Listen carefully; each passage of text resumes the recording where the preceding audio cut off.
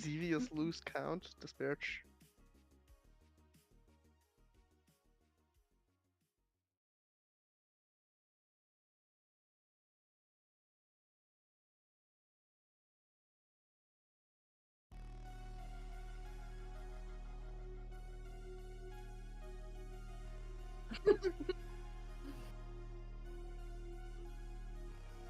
Hi, my name's AlphaPhoebe. I am one of the go-casters for the North American circuit. I'm also well known for being like a judge, TO, in grassroots, Silph. Haven't really done anything with Gymbreakers, but ADL, etc. And I show up at tournaments every once in a while. I've lost my beard though. It's gone missing, and I need to go find it. It's not speedy level. No volume potentially. Yeah, fixed. Ah, there we go. Yeah. So we need to reintroduce. That's right. No, they would have heard you, just not me, because there's always a technical issue in a Pallet Town PvP stream. Listen, we're known for many things here, and that is definitely one of them. And who's that lovely voice belong to? Oh, this lovely voice belongs to Hurricane Kaz. I've been with Gymbreakers before. Lovely to see you all again. And happy to welcome in AlphaPhoebe, our newest member here. One of us. One of us. And down below me, who we got there? It is I, Ilya. Hello, people. I've been here before a couple times. It's been a while, but I am back because of unfortunate events that occurred yesterday. I am here instead of Barcelona, which is at least a pretty decent substitute, rather than just lying in bed reading manga by my lonesome. I mean, hey, that sounds pretty good too. Yeah, I was gonna say that also sounds okay. ¿Por qué no los dos? So, for those who have not seen the format before, just a really quick rundown of how it works. So each country picks their best team of 8 players to form a team and take each other on in a series of sets of 3 battles. Each battle that the player wins earns a point for their country. So each player is playing 6 battles in total, 3 against one player from the other team, 3 against another player, and that leads to 48 battles in total. It's a lot of battles. You got to work as a team to get the most points that you possibly can. The team that has the most points at the end of the 48 battles will win for their country. There is a group stage followed by a final, and all the countries are split into tiers. This is the Diamond tier final, which is the second highest, and Japan and Mato Grosso, which is the Brazilian B team, they have fought their way through the group stages to be our 2 finalists. So here is the bracket for this group. We had Japan beating Peru 26-19. Then they beat India just barely, just by 2 points, as narrow as you can get without it going to a tiebreaker. Then finally beating Germany, Ilya. How do you feel about that? I feel okay with that. I was in Japan at the time, so that must have been it. So it was your fault. It's true. That's This what is I'm all hearing. your fault. That's why we're here today. And then we had Mato Grosso, who actually went down to Madrid. Again, really close one, 23-25. Then they beat Monterrey a little more comfortably. And finally taking out United Kingdom in a bit of almost a rout there, to still finish on top of the standings for their group and set up this match against Japan. Yeah, we've seen Mato Grosso in finals before, so we know that pretty strongly composed team. Yeah, Japan's always up there too these days. They've made a strong showing in Gymbreakers the last few times around. We've got the list of players that are playing for each team, and let's maybe go around talk about maybe do any one of those names stand out to any one of you that you're really interested in seeing their battles, or someone that you're really excited to check out? So with Japan, ever since they started off with Gymbreakers, a lot of them weren't really as well known in the grassroots competitions. However, a lot of them are GBL legends and are hitting leaderboards very frequently, with a lot of these players included in that. And I have a fun fact, because we have a player called Kabigon, and while I was in Japan, I bought this wonderful wallet, and as we can see, Kabigon is the Japanese name for Snorlax. Amazing. Or maybe you just Could not stole love that Kabigon's fact wallet. anymore. That is probably what happened. Totally. Yeah, the truth comes out. It was in the Pokemon Center. I just found it. I couldn't help it. Well, I've seen the name, like I mentioned, we've seen Mato Grosso play before, and I recognize the name Paulinho Tad, not just from that, but he also won the Sao Paulo regionals last year in the Play Pokemon circuit, bringing him to the Worlds competition, and he participated in the Silph World Championship as well. So very strong battler that I'm looking forward to seeing again.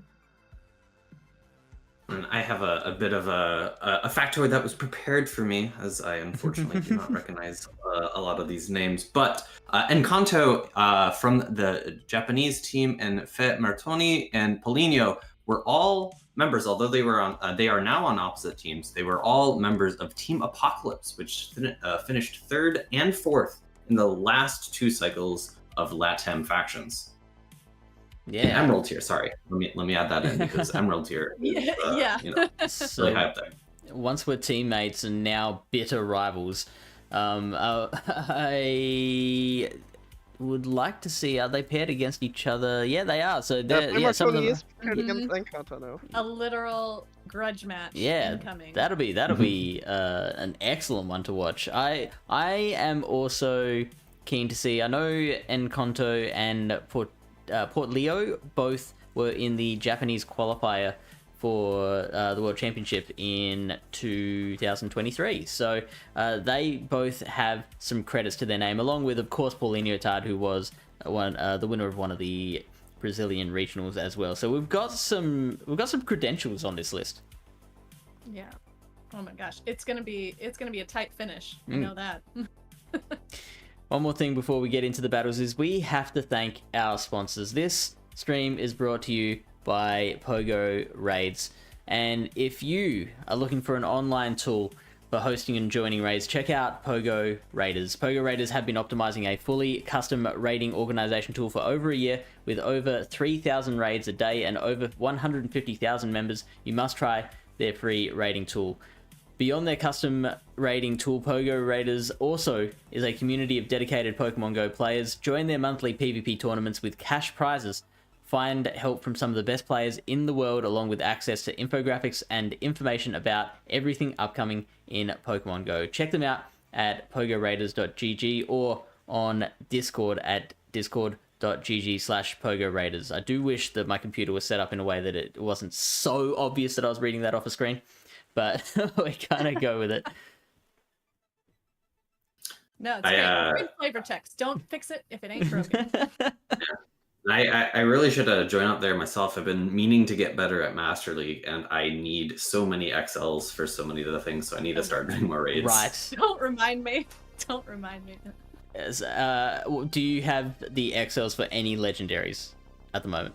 I do. I have Rayquaza as well as Dialga maxed, but unfortunately they're both Dragon type, so I'm a little bit weak to Xerneas and a little bit weak to Zacian, which I feel like are just absolutely monsters in Master League. So yeah, I need some better coverage.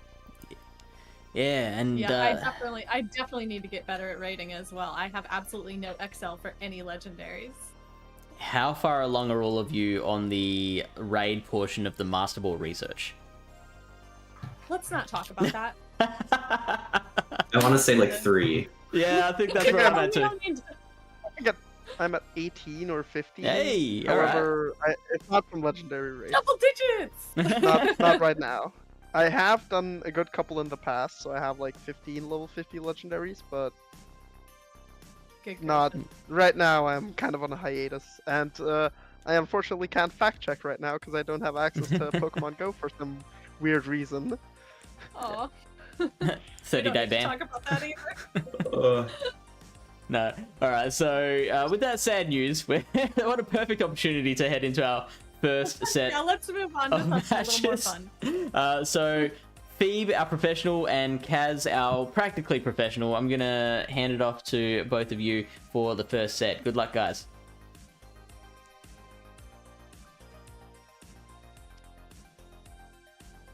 Yay, now we're here. Now we're in it. And we've got our first two teams. Yeah, so seeing a lot of similarities between these teams. Both teams have Dugong Poliwrath, which I think makes a lot of sense for those first two slots. So slot number 1 being Water, Ice, and banned actually Poliwrath from that first slot, so you can't take Poliwrath there. Yeah, exactly. I mean, Vanguard was a really interesting meta with slot-based picks and then 2 wild cards at the end. I also notice on Hari's side, the Mantine, like the Water Flyer, is a really nice use in this meta. Like, really has a lot of really good potential to both spam opponents and take a lot of damage. Mantine being one of the thicker Water Flyers. Yeah, it is going to be one of the benefiters here on these two teams of the most recent move update. Of course, Wing Attack being buffed quite some time ago, and then Aerial Ace no longer being quite as bad as it once was, kind of losing its old nickname. As the worst move in Pokemon Go. Yeah. Yeah, definitely Mantine is going to see a lot of potential from that update. You mentioned Dugong and Poliwrath being on both teams, but we also have the Shadow Dragonair on both teams, which in this meta is also like a really good neutral answer to a lot of things, because that Dragon Breath pressure fast attack comes in really clutch. Yeah, and I'm looking between the infographic and what we have here, and my guess is that the teams aren't necessarily put in exact slot order, because slot number 4 is supposed to be Dragon and Flying, and Quagsire is not a Dragon nor a Flying type, but I think when I was looking through them, when I was looking through the Pokemon available for that slot, I think Shadow Dragonair really piqued my interest, because I feel like it's such a strong Pokemon. Even in the play meta now, you saw how well Shadow Dragonite did in Pittsburgh. I think that Shadow Dragonair provides a little bit better coverage, at least from my own opinion, because it doesn't have that flying type, making it a little less strong against something like Lantern, which has been so potent in the meta recently. However, it does make Dragonair a little bit weaker to like a counter down from Metacham in the play circuit, or here maybe the Poliwrath providing a little more fast attack pressure. Exactly. Now that Poliwrath has access to counter, it does put on more fast attack pressure, and can be used to get a nice little farm down from something that's so fragile as that dragon. So these teams have a lot in common, but I mean, I do see Frostlass and the Charizard over on, oh, I'm gonna butcher this name, Isarsen? It's Japanese and not German, so I think you're correct in that it is probably a W and not a V at the beginning. Yeah, I hope so. I hope so. And in case I am wrong, I apologize greatly. But those two are some of the glacier Pokemon, you know, that's available in this meta, but they have been able to, in previous matches, been able to put on quite a show with their attack pressure, their charge attack pressure. Yeah, I agree. I think We Are Sin is going to have a lot of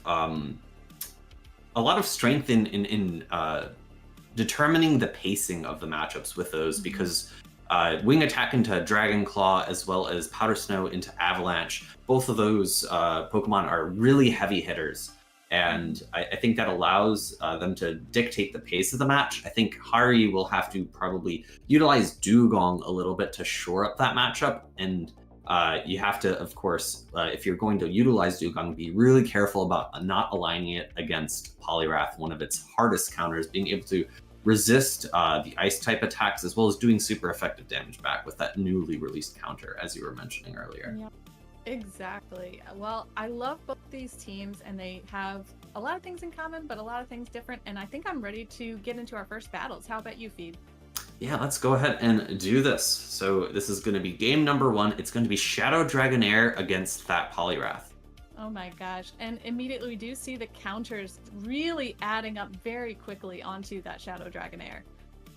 And it's a bit interesting. Neither player opting to go for CMP, instead going 1 over that Ice Punch for the shield on that Shadow Dragonair. It makes sense. And we're going to see that the second Body Slam is reached right before that Ice Punch. Really great timing by Wearson. Throwing the Body Slam. This is going to threaten a knockout. So we see a no shield from Hari. Yeah, exactly. I mean, he knows that there's 2 Body Slams just waiting. So the Dugong comes in from Hari and will be able to take one of these Body Slams quite easily. Yeah, and I like this play a lot. Dugong with energy with the Shadow Dragonair not able to make it to another Body Slam is going to be able to potentially threaten a Drill Run onto this Poliwrath, instead switching out into the Quagsire. We see the standard moveset of Mud Bomb and Stone Edge. Unfortunately, this is not a Shadow Quagsire, so the Mud Bomb doesn't really threaten the Poliwrath. Yeah, exactly. I mean, the spamminess of the Mud Bomb will stack up pretty quickly, but unfortunately, in the meantime, the Poliwrath is going to be able to do quite a bit of damage just from counter alone. And we see the first Scald coming out from this Poliwrath, hoping to get the attack debuff there, but no drop seen onto that Quagsire. Yeah, and we see the charge attack tie here, the Ice Punch coming out as the same time as another Mud Bomb. Knowing the counts, Hari knows this is not an additional Scald, chooses to no shield. I was actually a bit surprised by the initial Scald. I do agree that attack drop would have been great from the Scald. However, I think with 2 shields up on Hari's side, a shield was going to be imminent. We see actually a massive Mud Shot down. Exactly, and that's going to come in quite handy for this Quagsire, as we do see Regirock come out from the back of Wearson's team, and it is not going to like these Mud Bombs that are stacking up, and will have to throw up the last shield and going to take another Mud Bomb now. The question becomes, Kaz, is how much energy does the Dugong have? I expect an immediate swap out. It does, and I think at this point, going for the Drill Run makes sense because there are no shields remaining on Wearson's side, and there was still a shield remaining for that Dugong. Not quite enough to knock out, but there's no way that this Regirock is getting to 2 Stone Edges. Exactly, and even if you throw the Stone Edge on the Dugong there, you still have a Quagsire with just enough health that you can't quite lock on down. So a great call from Hari there with maintaining that Dugong in the back and the immediate swap out on the end there, instead of letting the the Quagsire get potentially farmed down. Yeah, I really like that beginning play by going for the Ice Punch before pulling the first shield off of that Shadow Dragonair, and having the Dugong come in to farm down. Really solid play. Game number 2, it's Mantine into Poliwrath, a good lead for Hari. Amazing lead for Hari, and a quick swap out from Wearson to that Dragonair, going to be putting on quite a bit of fast move pressure and will not give up the first shield so early this time. Yeah, I think knowing how safe Dragonair is outside of the Dugong, it makes a lot of sense to safe swap it. Thankfully for Wearson, there is no Dugong on Hari's side. Going for this Body Slam here, it's not going to threaten a knockout, and I think the Poliwrath is going to be able to counter down. Exactly. I mean, Hari knows that bringing that Poliwrath in with access to the counter fast attack will give them a lot of energy for whatever comes in next. And it doesn't look like a good backline for all that energy, because this Poliwrath from Hari only has Scald Ice Punch against the opposing Poliwrath, so both moves are resisted. Yeah, it's going to be probably the best coverage moveset for Poliwrath, unless you're facing another Poliwrath, which is a bit unfortunate, but the counter down comes in from Wearson. It's going to be a immediate switch out into that Regirock, trying to avoid that wing attack damage. Yeah, we do see him fast tapping on the Regirock so that he can maintain all the energy on that Poliwrath. But unfortunately, Quagsire from Hari still waiting in the back exactly for this Regirock. It's a bit interesting seeing the Earthquake on the Regirock instead of the Focus Blast. However, neither charge attack would really threaten this non-Shadow Quagsire. Quagsire is just so much bulkier than its counterpart of Swampert. We see the first Mud Bomb come out. I was maybe a little bit surprised to see a no shield coming in from the Quagsire, given how dominant the Mantine versus the Poliwrath matchup is. In comes this next Mud Bomb, outpacing greatly. I would expect to see a Stone Edge now from the Regirock, but even another Earthquake might not quite threaten this Quagsire. Yeah, I mean, this is the benefit of the Quagsire being non-shadow, is you get that little bit of extra bulk so that even the Earthquake, while it was debuffed in the most recent move update, still wouldn't be enough, I think, in that scenario to knock out this very thick water mud boy. Yeah, so now this Poliwrath has an enormous task remaining. It needs to take out this Quagsire as well as the Mantine. No shield on the Scald makes a lot of sense. You're not doing much fast attack damage with the Quagsire, and able to just build up to 2 aerial aces here, get the back-to-back, shoring up this win. We are recognizing the count, knowing that Hari is at 2 aerial aces, no shielding, and letting this be game number 2, Brazil up 2-0. Wow, yeah. I mean, some great adjustments, I think, on both sides there, but unfortunately, Hari was just able to call his opponent's adjustments far better in those first 2 games. But if you are Wearson, I mean, you've run the same 3 Pokemon in kind of a different lineup, so I wonder if you maybe bring in something like the Frostlass that could put on a lot more fast pressure onto something like the Mantine and do some great neutral damage against something like Dugong.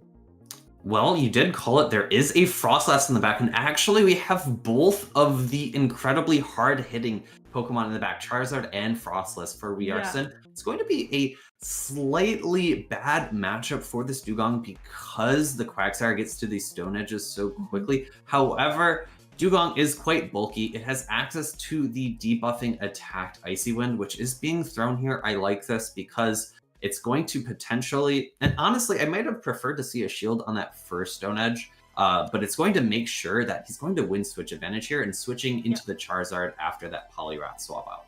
Yeah, exactly. I mean, I like that play a lot, bringing in these new team members from Wearson, and I like the Dugong in the front to soak some of that damage before the swap out. Unfortunately, bringing in the Charizard means that you do have to shield that Scald from the Poliwrath. And the attack drop comes through. It's going to mean that this Dragon Claw just does a little bit less damage, and it's going to not necessarily knock out, and we're going to see actually could have thrown one more wing attack, but instead choosing the safe play, not going for the charge attack tie. This Dragon Claw should be just enough to knock out. Yeah, even with the debuff, just barely enough to get Poliwrath out of the way for Charizard. And even though debuff, Charizard has a ton of energy here and will be able to throw a Blast Burn against the Mantine. I mean, it's right of Mantine not to shield, you know, especially debuffed. It's just not going to do nearly enough. And this Mantine is going to be able to get a lot of energy and throw it, unfortunately, onto the Dugong, which was rightfully swapped in there by Wearson. Yeah, I think this is a great catch because it's preserving the energy on that Charizard for a position where it's no longer debuffed. The one difficult thing here is that Quagsire in the back just looks so good against the 2 remaining Pokemon for Wearson, and this Mantine is absolutely loaded on energy. Exactly. And with that Aerial Ace buff, these attacks are going to come quite quickly on the Frostlass, and she's not the bulkiest Pokemon, so even the Aerial Aces aren't really going to help a lot. And we see a swap to the Quagsire for Hari, going to have to shield this Avalanche if he wants to keep the Quagsire alive, and we do see that first shield from Hari come out. Yeah, and here's the bit of the difficult thing for Quagsire, because Stone Edge is so costly. You really wish that Quagsire had Mud Bomb and Rock Slide, but it would definitely be really, really strong, a little Yeah, we overtuned if so. we cannot do that. We cannot legally have that in Pokemon Go. The That would second be Mud just Bomb comes far out. too I really much. like baiting and then going for the additional Mud Bomb. In comes the Charizard, actually, and it's going to be able to reach a Dragon Claw before the Mud Bomb from Hari. The Mud Bomb, at this point, even though it's single resisted by the Flying Fire, would be enough to threaten, and we see the feint and a unfortunate failed attempt to wing attack down, going for the no shield on the Dragon Claw. Oh my gosh, this is a bold call. Knowing that Mantine is a thick Pokemon, will be able to survive, and I guess needs to be able to throw the energy onto this Frostlass that's incoming from Weezarsen. I mean, that's a really bold call, but it's a very smart one from Hari, knowing their Mantine well enough that they would be able to just survive that Dragon Claw, just in case the Frostlass has energy, because no matter how well you think you've counted the moves, you never know if she has enough energy for that Avalanche. Yeah, and it's tricky. The Powder Snow into Avalanche on the third time around goes to a 5 cycle as opposed to 6 Powder Snows, so might have forgotten which cycle it was on as well. I couldn't quite see there at the end. I was looking to see if that Frostlass had an Avalanche, and I couldn't see. Yeah, I don't think she quite had the energy just yet. But again, yeah, you might have lost track. You might not, you might not have the right cycle in mind, like you were saying. So it's always good to be on the safe side and keep a shield in case Frostlass. So it's a great first 3 matches between those two amazing battlers, but Hari able to secure 3-point early lead for Mato Grosso. Yeah, and I have to say those 3 battles there weren't really just alignment based. They were a lot of a lot of quick switches, a lot of knowing what your Pokemon could handle. A great catch onto the Dugong. Unfortunately, it just was not quite enough to overcome the strength of Quagsire in those final 2 matchups. Exactly. And we have our next set of teams here. And we see a lot of different Pokemon from that first matchup. I notice immediately on Paulinho-Tad's side, like I mentioned earlier, a really strong battler has brought in a very unique Pokemon in the form of Melodic, which has access to Dragon Tail, can do a lot of great neutral damage in this meta. Yeah, and I would have to imagine, so you have Dragon Tail and Waterfall as your 2 options, and I would have to imagine Dragon Tail makes a lot of sense here as a potential Shadow Dragonair counter. We've seen it on 4 of 4 teams so far, so I think it makes a lot of sense to run. What's really interesting in my mind is that we have technically 2 different counter users here from the last matchup. We have Shadow Poliwrath on one side, and we have the Pig Monkey Pokemon of Primeape there on KD's side. And getting to those Night Slashes a little bit quicker, being able to threaten something like Dugong with a neutral charged attack as opposed to resisted from Ice Punch or Scald from Poliwrath is going to be a little bit different in terms of how dynamic it plays against these different Pokemon here. Yeah, exactly. I mean, Primeape was really favored by a lot of battlers in this meta for that fast access to Night Slash. We don't see any like targets, I would say, on Paulinho's side, but that neutral damage, like you were saying, can be really helpful in such fast battles as we've seen here already. And we also notice a different sort of water ice on KD's side in that Walrein. Yeah, Walrein's time in the meta has kind of come and passed, but I think with some of the changes to Lantern, it might see a little bit more play in the overall Open Great League, but it makes a lot of sense here since we don't see Lantern on any of these teams, right? It's going to play very similarly to Dugong, and the question becomes, why do you prefer it over Dugong? And maybe you just like the way that Icicle Spear and Earthquake play a little bit more than Icy Wind and Drill Run, maybe a little less dependent on getting those debuffs and a little quicker pacing to those heavy hitting Icicle I was going to Spears. say the speed of Walrein is much stronger than it is with Dugong. So you have, while you don't have that debuff access to the attack debuff, you do have a lot stronger moves that you can get to much quicker. So these are really interesting teams, and I'm excited to get into it. How about you? Yeah, let's go ahead and see. I think the Shadow Charizard will also be really interesting, a little bit different. And speaking of Shadow Charizard, we have it here with a Best Buddy Rim against Poliwrath and an instant swap into Dugong. Dugong is a great safe swap here just because, again, access to that Icy Wind that immediately debuffs your opponent's attack can be really handy as your safe swap option. And being the safe swap option, coming in against so fast, it's able to get that debuff faster than the Quagsire can get to the Stone Edge in this instance. So we do still see the shield come up, though. And I like this because this would be still the hardest hitting move because the pacing to the second Stone Edge is going to actually favor the Icy Wind here. The Icy Wind comes out right before the Stone Edge. This next second Stone Edge, now being double debuffed, will really do probably less than 50% of what Dugong has remaining in terms of its health pool. We see actually another shield come up. Interesting. Yeah, very interesting call. I mean, this obviously Paulinho really wants to protect the energy on this Dugong and be able to throw out potential move debuffs on the next Pokemon, because we do see a little bit of over farm happening. Maybe even an aggressive farm down here. I think we're gonna see one more Mud Bomb land. Oh, actually, I don't think we of course don't have the other side of the battles here. I don't think this is quite enough for a Stone Edge, but it is definitely more than a Mud Bomb's worth of energy. The Mud Bomb's still not enough to knock out. In comes the Charizard again, and no Dragon Claw was built up to, so no charge attack tie is able to happen here. So that Charizard's just going to eat the entire Icy Wind, and then a banked Icy Wind for later.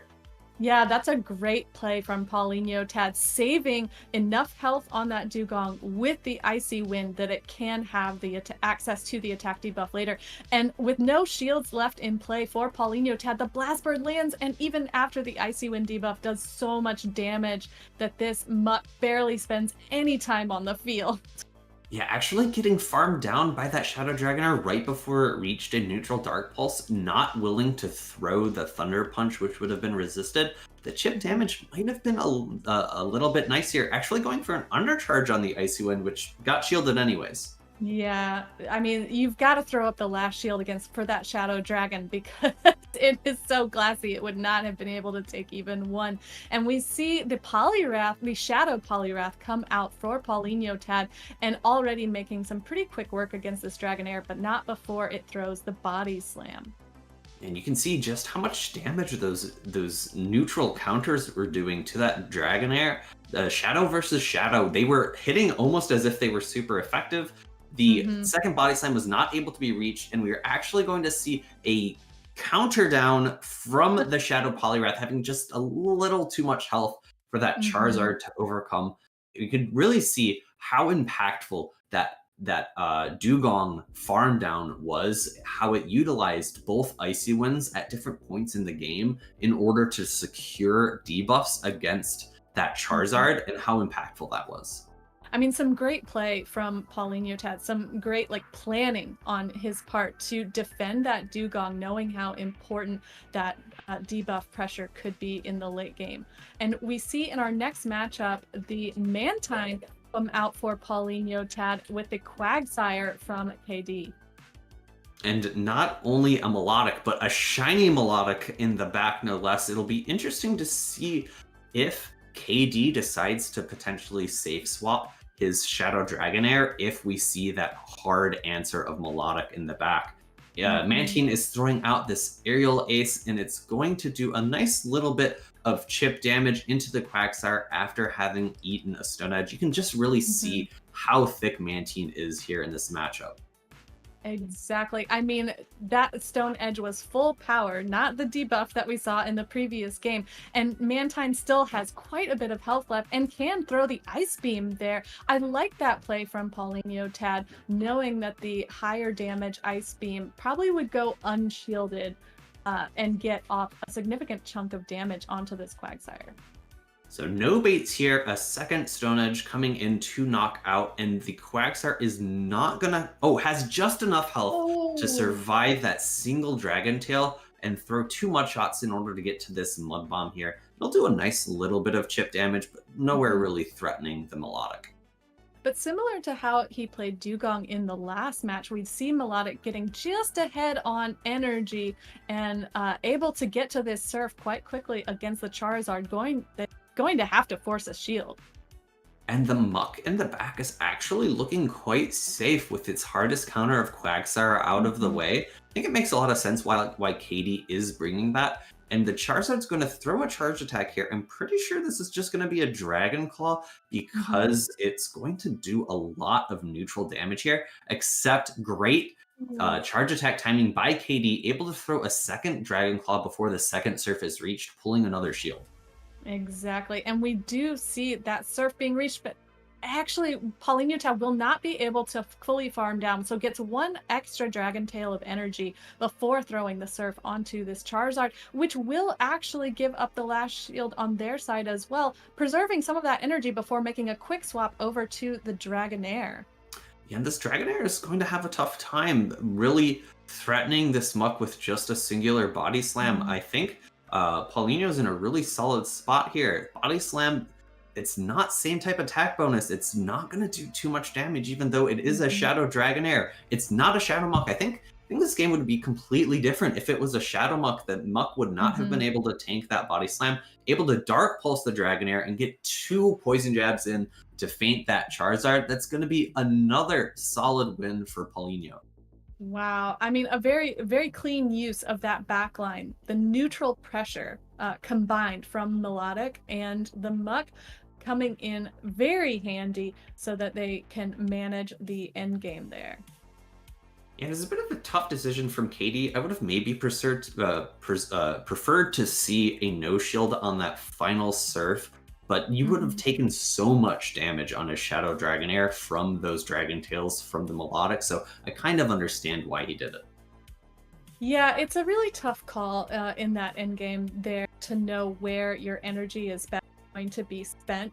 So I can see both sides, right? Like, you shield the Charizard and try and maintain some of that energy to use in the endgame, but ultimately it being a Shadow Charizard just can't take those moves very fast. And in this last matchup between Polyneuta and KD, we do see a Mantine from Paulinho in the lead again against a Walrein this time from KD. And I think this is going to be where Katie wants to see this Mantine. Of course, we can't see the backline from that other side, but this is going to be a really long-winded battle between 2 bulky Pokemon. However, I think Icicle Spear just being a little bit better than Aerial Ace at this point in time, and they pace at the same time. Actually, it looks like Mantine's just able to survive that second, and it would have been a charge attack tie. Instead, catching this final Icicle Spear onto the Dugong. This is going to be double resisted, barely doing any damage. A great play from Polyneuta to catch that energy, and once again using the Dugong as a safe swap to get perhaps 1 extra turn of energy there on this Dugong, and again throwing up the first shield to protect that energy, but it is just the Mud Bomb bait this time. Yeah, I think Katie's learned their lesson from that first game, throwing straight a Stone Edge allowed for the second Icy Wind to come in before the second Stone Edge. We now see the Mud Bomb bait, really smart adjustment. I would expect to see a Stone Edge at this point, given that now the Quagsire is debuffed and it would not really threaten. The Stone Edge would not really threaten, and we actually see, instead of the Icy Wind, the Drill Run this time. Interesting choice. I mean, they're both playing this matchup a little differently, and Drill Run does put on enough pressure that that it almost takes out the Quagsire, leaving it with 1 HP to throw its energy against the Shadow Dragonair. Another nice swap from Polyneuta to catch that little bit of energy, and now the Charizard comes in from KD and does get to the Dragon Claw just a little bit faster than the Shadow Dragonair. It was a really great attempted snipe of that Quagsire, and we're going to actually see that the Dragon Breaths are able to take out that Charizard. There's just so much fast move pressure here. This is where Shadow Dragonair shines. The Walrein comes in, it's unable to get the knockout. Will one Mudshot do it? Oh my gosh, Shadow Dragonair absolutely dominating that endgame matchup for Paulinho Tad with just fast attack pressure alone. Incredible play. And we saw, I think, was that 2 shields left on one of the sides? So Yes. trainers, don't forget to use your shields, Yes, especially if you're going up against Shadow Dragonairs. But do not save your shields for next game. Well, unfortunately for Katie, there is no next game. That is going to be all 3 games. This is a really great start from the Brazilian team, and we're going to go into the 3rd set here. We're going to be seeing a return of Hari versus Citizen Ningen, which I don't believe we've seen this team before, because I think I would remember seeing these 3 Shadow Pokemon on the screen. Yeah, this is an incredibly different team from what we have seen so far. The Shadow Dusclops, Shadow Golbat, and just the regular flavor of Kanto Slowbro. A really interesting team call. I watched some of the matchups in the Masters division yesterday, and that Slowbro with Confusion, even non-Shadow, puts on a lot of great neutral pressure. I have a quiz question for you, Kaz, and we can both make our guesses here. What do you think the charged attacks are going to be for that Shadow Dusclops? Oh my gosh. Okay. I'll put my bet on Ice Punch and Shadow Punch. Okay. I'm going to say the Shadow form will have the 2 fastest attacks available. I think I agree with you on Ice Punch, but I think I'm going to go maybe a little spicy. Say Poltergeist. Oh my gosh, that would be an incredible amount of damage from the Shadow Dusclops. I'm excited to see who's right. Over on Hari's side, we do see some familiar faces there. So let's get into our first game. Dugong versus the Slowbro. I really like the Slowbro pick here. It's going to do so well into those other water types, given that it's not going to be doing resisted damage with its fast attack. We see a quick counter swap Dugong into Mantine. It's going to be able to really comfortably take either of these charge moves. Aerial Ace, although it is new and improved, it's not so much improved that it's really going to threaten a bulky Dugong. Yeah, the damage wasn't so much improved as the access to the attack was improved. I like that swap from Citizen Ningen, saving the Slowbro and that attack damage of Confusion for the end game. I think might be very handy. So the Dugong swap makes a lot of sense. It'll be really curious to see which Pokemon Hari brings in afterwards, because if the Slowbro gets aligned with that Quagsire again, it's going to be Dugong versus that Shadow Dragonair, which we don't want to see for Japan's side. That will be unfortunately a great spot for that Slowbro to be, but not a great spot. Instead, the Dugong comes in, and now that Shadow Dragonair is able to avoid this matchup at all costs. Really great spot for Citizen Ningen.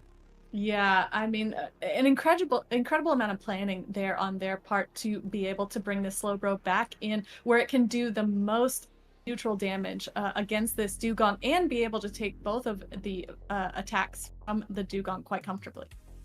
Not going for the bait here, instead going for the Psychic. The Psychic comes through, it's going to do lots of neutral damage. We don't see a defense drop, almost an attack drop. And unfortunately for Slowbro, the 4-turn versus 3-turn fast attack timings just are a little bit uncomfortable here. Going for the farm down, unable to get it. 1 HP left. Leaving just 1 HP on that Dugong, but throwing the Surf to be able to get this Dugong out of the way. Understanding the difference in the fast attack balance, as you were pointing out there. We're going to see, I like this from Citizen Ningen's, an immediate swap into that Dragonair. The question becomes, Mud Bomb paces a little more quickly to the charge attacks. Can the Shadow Dragonair survive a Mud Bomb plus all the Mud Shots? We see a great no shield here from the Yeah. first charge attack, we're going to have to see, can it survive the mud shots? Oh, no, I mean, I would have probably, if it were me, I probably would have shielded that first mud bomb because the damage on the Shadow Dragonair stacks up so quickly that both the mud shot, even though it doesn't normally put on a lot of fast attack pressure, is really hurting this Dragonair. And now we see both shields being thrown up in very quick succession to protect that Dragonair and potentially get the farm down on all of the opposing Pokemon. Yeah, an aerial ace was, I think, one more wing attack away from that Mantine. Unfortunately, not able to reach it. There was just too little health on both those final two Pokemon on Hari's side. Getting our first game win for Japan, Citizen Ningen. Really solid play, great understanding of how their Slowbro works within this team. Still waiting to see if that Dusclops comes out with potentially Poltergeist or Shadow Punch. Listen, confirm our guesses, please, Citizen Ningen. Unfortunately, no, we still do not see the Dusclops. Instead, we see the Shadow Dragonair from Citizen Ningen against the Dugong from Hari. But another quick swap there to the Slowbro to start stacking up the damage from Confusion. And the Dugong from Hari immediately going for the drill run, just wanting to try and get this Slowbro and that Confusion off the field as fast as possible. It's a bit curious going for that as opposed to the Icy Wind, given that a switch out was likely imminent. The Icy Wind would really shore up this next matchup. However, it does make sense because Icy Wind is resisted. Citizen Ningen's very likely to no shield the charge attack, so being able to squeak in that little bit of extra damage kind of does the same exact thing as throwing an Icy Wind. Oh, and hoping to get to the Psychic there, but not quite able to make it. Now we see Mantine low on health, but Mantine's not always really worried about that. Yeah, it's a bit interesting to see the Dugong come in here, given that we had seen the Dugong from Hari's side lined up against that Dragonair at the beginning of the matchup. You would almost want to utilize that Dragonair as a sacrificial, as a sacrifice, basically, because you know it has no play into that final matchup. However, instead bringing in the Dugong, it's going to go for the entire farm down, but there are still two shields on both sides of the play. We see the Quagsire come in, an immediate counter swap into the Dragonair, and followed by Dugong coming out. This Dragonair is just really melting from these ice shards, but the Dugong is forced to shield this body slam. Yeah, exactly. I think the play there for Citizen Ningen is getting the extra energy onto the Dugong so that with two shields. The Dugong with two shields is their endgame now instead of the Dragonair. But we do see Citizen Ningen throw up a shield to protect all of the energy on this Dragonair, hoping to get a farm down, but not knowing they can't quite make it there, and throwing the body slam before the last Icy Wind can come out from Hari's Dugong. And another shield being thrown up by Hari to protect this Dugong and get to the Icy Wind. Yeah, this is actually really great for Citizen Ningen because it's going to put the Dugong into a nice farm down range. It's going to not have, no switch is available quite yet, so two ice shards come through. That's extra farm for this Dugong, and now the Dugong has choices. Do I throw the debuffing move to maybe prevent a Mud Bomb from coming through and threatening me? Or do I go for the heavier hitting drill run? I like the drill run at first, and we're going to see an Icy Wind second. I like this as well because it really pushes Hari to decide whether or not they want to go for that Stone Edge to really threaten a knockout. Exactly, because at this range, only single debuff. The Stone Edge, I think, would knock the Dugong out, and we do see Hari going for the Mud Bomb bait. Do you call it? If you're Citizen Ningen, you do!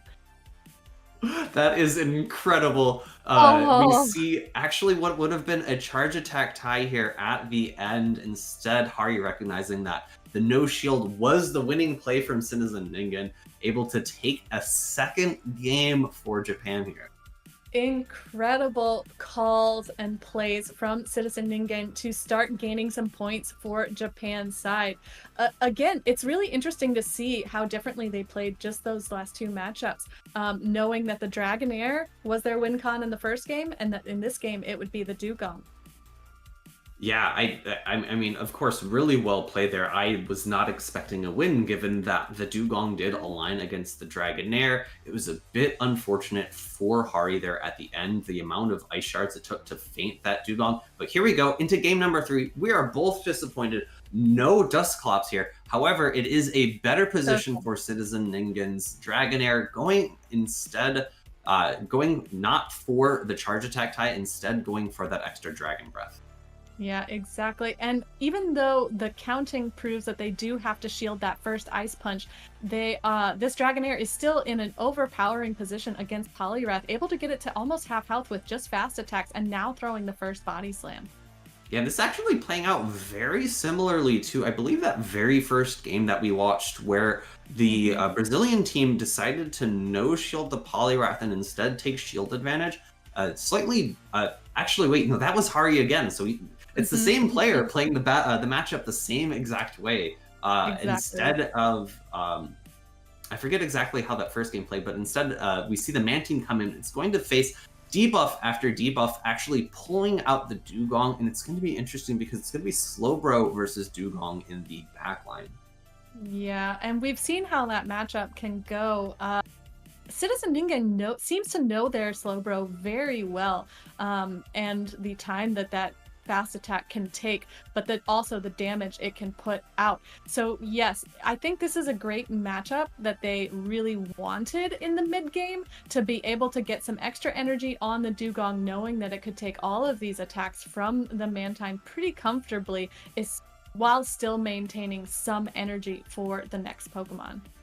Oh, and the Dugong's actually able to swap out. In comes the Slowbro. The Slowbro is going to have a great time. There's actually the Shadow Dragonair still in the back for Citizen Ningen, and there's so little health remaining on Hari's 2 Pokemon in the back. I think it's really set up to sweep. It all depends on how this Slowbro versus Dugong matchup plays, and we do see a Surf Bait get shielded from Citizen Ningen.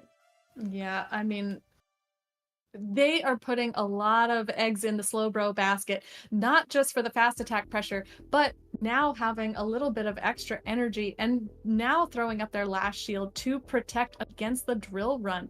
Knowing that this Dugong from Hari has been favoring the drill run damage over the debuff potential of Icy Wind. And we see another Surf, and based on the energy that Hari has on his Dugong, we won't be able to see a Psychic land. Instead, it's back-to-back Surfs, just going for as much chip damage as he can. The Surf is only singly resisted, so it's going to do a little bit more damage than maybe an Ice-type attack would. And we're going to see 2 Ice Shards thrown from Hari, taking only damage from that first confusion from that Slowbro, really recognizing the amount of energy that he could get from these matchups. We're seeing immediate swaps out. Dragonair comes into the Poliwrath. It's not quite able to make it to an Ice Punch. Yes, this Dragonair having a little bit of extra energy, doesn't even need it on the fast attacks, or on the charge attacks, going to be able to fast attack down with just the Dragon Breath pressure alone. My goodness, that's a mouthful, but Citizen Ningen able to secure 3 whole points now, and bringing back up the score for Japan against Mato Grosso. So this is my first time casting Gymbreakers, but in your experience, Cass, how frequent is it that the first 3 sets of Gymbreakers are all 3-0 sweeps? Is not very common at all.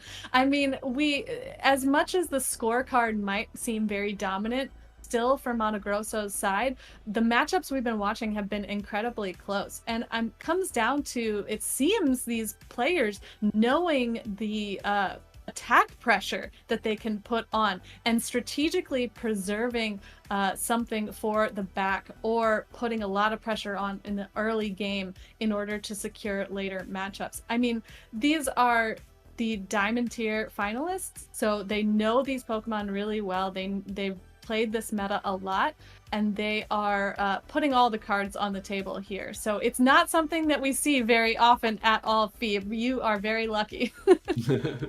Then the last thing I want to say is I'd be very curious to see if there are any alterations in that dragon flying slot. So we've seen 4 out of 4.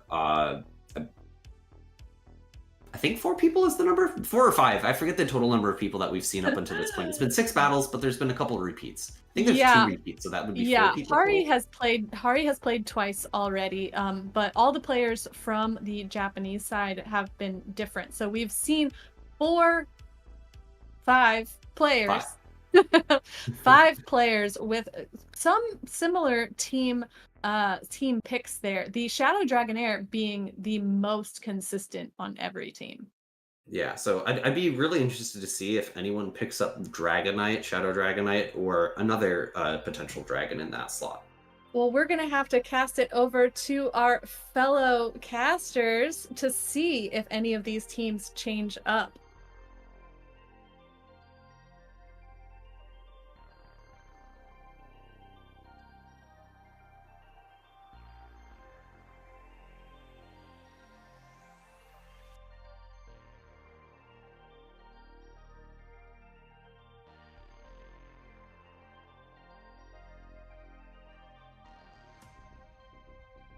That sure is a Shadow Gallade, and I hope it's not Charm, because I'm not a big fan of Charm Gallade, but who knows, we'll see. Also, my camera seems to be lagging quite a bit, so I'm gonna return back to my original position, I guess, which is slightly less comfortable, because I don't have anything to lean on. However, considering the camera lags less, that is probably worth it.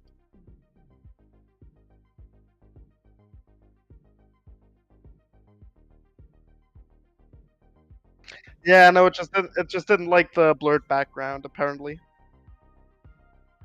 Yeah, Shadow Gallade, and we see the Shadow Dragonair again as well, which even in the original version of this meta was very popular, if I recall correctly.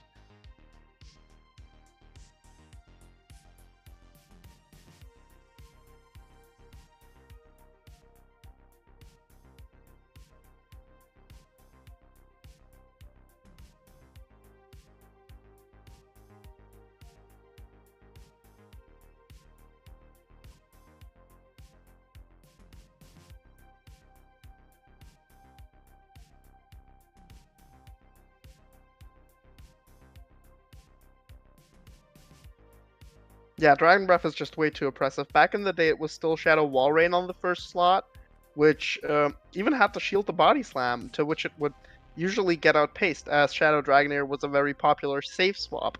And with only 2 Dragon Breaths of an advantage, you immediately have the CMP pace already for the first charge move. So you would be able to get a shield advantage against Wall Rain, and pressure a lot with the Dragon Breaths.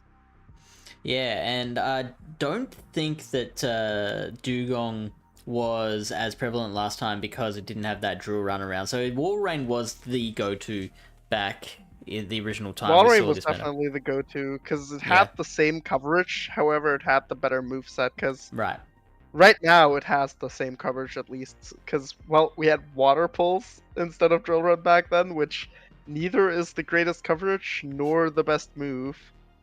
All right, let's not say things we can't take back here. Drill Run is much better. Justice for Water Pulse. No. So I'm interested to see how like the Dragonair and the Dugong do against such a bulky ghost type in Dusclops. The bulk is really both players running it too. That is quite interesting. One going the shadow version, one going the non-shadow. And interestingly, I feel like the greatest offense for Dusclops is actually its defense, its bulk. Its ability to outlast so many of these other picks is what makes it a really viable contender in this meta. Yeah, Dusclops, especially because of its quite versatile moveset, can be very helpful. So, for example, against Citizen Ningen, I could imagine Mystic Chansey running something like Shadow Punch and Ice Punch, perhaps, to have a neutral charge move against the Dugong and the Poliwrath while hitting everything else for super effective charge move damage. Yeah, totally. And one final thing that I want to submit to you before we get into the battles. Thoughts on Milotic? Melodic looks really good here, honestly. I think it only hard loses to Poliwrath due to stab counters and you having to throw a Hyper Beam to do any real charge move damage to it. But all the other matchups are pretty okay, I believe. Slowbro should probably also be negative, but the others are quite fine. Yeah, I think I remember, like, any time that Milotic is eligible for something, it tends to be like a sleeper. It tends to creep up on you by the end of the meta, and I expect to see good things from the Milotic in these battles. Let's check it out. First up, we have, that is an amazing start for the Gallade. It's got a few targets that, it's got a few things that can target it very handily. It is confusion. It's not which not only is better for me, but is also incredible against the safe swap. Golbat is not an answer to Confusion Gallade. Yeah, you would. So I was wondering that myself, actually, whether the wing attacks or the Confusion would be the faster paced against the other Pokemon. Now we have our answer. The Gallade is going to come out of that the better. The Golbat is going to send one Constellation Poison Fang off before it goes down, and that Milotic now gets to show us what it can do. The Gallade, however, did have to shield, which is quite a precarious situation now with how much energy the Poliwrath can get from this very matchup. Yeah, but then once that Gallade comes back out, is it going to be able to use that energy effectively? We do still have a shield on Mystic Chansey's side, and I'm sure they're not afraid to use it. Oh, Citizen Ningen does decide to shield the Surf, preserving some health on the Poliwrath. The issue with Gallade is its absolute squishiness. Pretty sure it will even have to shield an Ice Punch, so while they do get the shield advantage right now, after a single counter comes the first Ice Punch, after another counter would come the next, and I'm not sure... Oh, actually, we do see the Scald being thrown. Yeah, quite interesting. If they no shield, this definitely will KO the Gallade. Ooh. Yeah, so I don't think an Ice Punch would have been enough, so I think that's why they might have gone with the Scald. And maybe Mystic Chansey expecting the Ice Punch, maybe knowing how much energy that the Poliwrath had, might have expected maybe a back-to-back Ice Punch and wanting to shield one. Now this Dusclops is going to come out, and it doesn't really mind about the shield usage, because it can just take those charge moves all day long. It's like Captain America pre-getting the serum, being like just getting beaten up in the back alley and just being like, I can do this all day. Bring it on. I was almost right with the charge moveset on the Dusclops, by the way. It is the same typing, however, it is running Poltergeist instead of Shadow Punch, which I totally forgot it had, and if I recall correctly, was slightly buffed this update? Yeah, which was one of the more head-scratching moments of the update. I'm not sure why Poltergeist needed a buff, but I'm sure Dusclops is not complaining. It's going to take this Icy Wind. Now, that'll probably undo any attack buff that Poltergeist might have gotten. That attack has now been dropped about a quarter. This Poltergeist is going to come through. Will it be enough to KO the Dugong after it has been nerfed?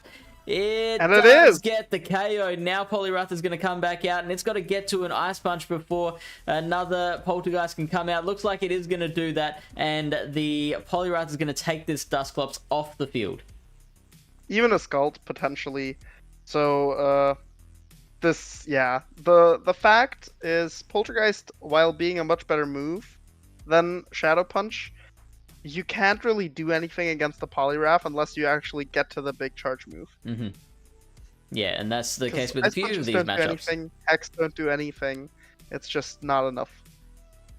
Yeah, absolutely. So we saw the Poliwrath, even though there were a lot of really difficult matchups for it, it did manage to find some great play. So it KO'd the Gallade, it managed to get the KO of the Dusclops in the end. So Poliwrath really punching above its weight, so to speak.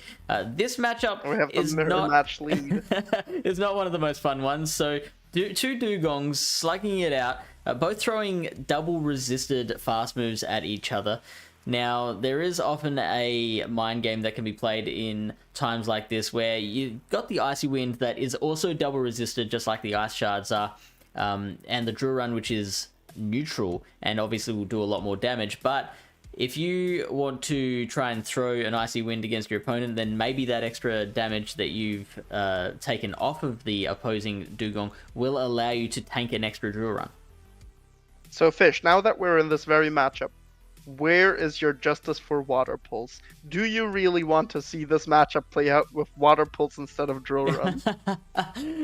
Tell me, is that what you want? Well, I'm thinking that if we make Water Pulse a Blast Burn clone, then maybe it'll have some... No, if we make Water Pulse a Blast Burn clone, you heard it here first, guys. Water Pulse is going to become the new Blast Burn. It is going to be incredible, the best water charge move in the entire game. Yeah, and then you'll be thanking me. You'll be like, Fish, I'm glad you came up with that idea, and I'm glad that Niantic were watching that exact stream at that exact moment. I'm pretty sure you won't see me running Drill Run on my Dugong anymore. So in comes Gallade, which is going to get a very, very handy confusion. A Pokemon like Gallade really benefits from an energy lead, except against a Pokemon like this. Well, I mean, I say that, but then that Leaf Blade is going to do a lot of damage against this Slowbro. So Slowbro might want a shield. It does get the shield eventually, and Gallade is now going to have to either get to another one or come out and bring in the Dragonair. Yes, well, this isn't exactly an advantageous matchup due to the neutral confusions from this much bulkier Pokemon on the opposing side. The Leaf Blades do still put a lot of pressure on the Slowbro, as you've already said, and therefore allows Mystic Chansey to get both shields from Citizen Ningen here. And that was an interesting one because Slowbro throwing that Surf against the Glade allowed it the chance to get to that energy to get to another Leaf Blade. So that forced an extra shield from Citizen Ningen that maybe wasn't actually necessary.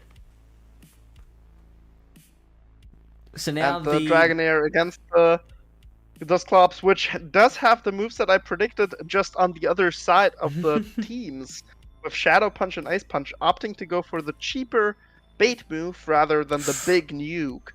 I'm guessing part of the reasoning is that it's a Shadow variant and therefore does enough damage in the matchups it needs to. Yeah, that sounds very fair. The Dragonair is not going to stand up to an Ice Punch, and the Gallade doesn't stand up to a Hex either. So Shadow Dusclops asserting its authority on the field, and after such a fast start from Mato Grosso, Japan has now worked their way back to be only 1 point behind. Let's see, will we see a fourth 3-0 in a row? Or will we break the curse and have a matchup that is more even? That is the real question here. Yeah, well, I'll tell you what, Citizen Ningen must be feeling very proud of themselves. Even if they lose this one, managing to score 5 out of 5 to this point is pretty impressive, especially at this higher level. So now we start off battle number 3 with the Slowbro versus Mantine matchup. Another pretty slow one, but maybe a little more versatile than the Dugong versus Dugong mirror. Absolutely. This matchup is still not really fantastic for either of them. It's quite playable, especially with the update on Aerial Ace. Oh, and we see a catch from the Psychic on the Dusclops, which is still going to be neutral as it's only Ghost type. However, the Hexes would hit for super effective. We see a Dugong safe swap, which will outpace to the Icy Wind before being hit by a Poltergeist here. Yeah, so we saw in the previous battles that Dugong can take a Poltergeist, even the big, bad, buffed Poltergeist, pretty well, and the Dusclops has had its attack dropped as well. So the Dusclops is going to put in a valiant effort, but I don't think it will be able to get the job done against the Dugong. The Dugong will be able to build up a nice little amount of farm before it goes down. Oh, and the Dugong is actually able to farm down before reaching another Poltergeist. This is disastrous, as neither Mantine nor Dragonair particularly enjoy getting double Icy Winded.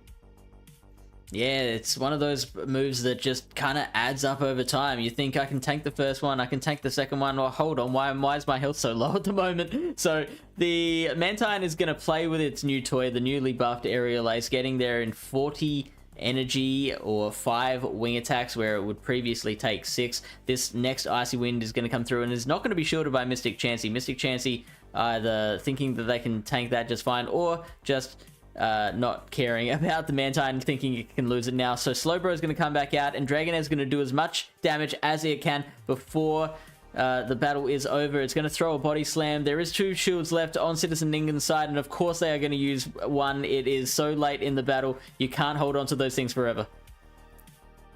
Yeah, and Mystic Chansey realizing they should shield up the Serfs, as even though they are resisted, the Shadow Dragonair will not much appreciate this chip damage, and they would much rather have some health left.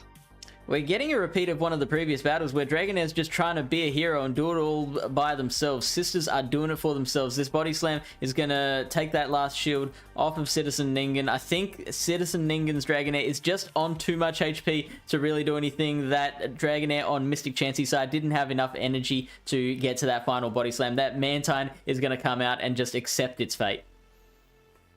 And we do see the next 3-0. Yeah, so this is quite rare. I don't think it's happened during any of our Gymbreaker streams that we've run over the years. I don't think so either. It's, in general, absolutely impeccable to have a 12-0 on the field right now. And while the zero is on both sides at some point in time, there's not a single matchup that did not go 3-0.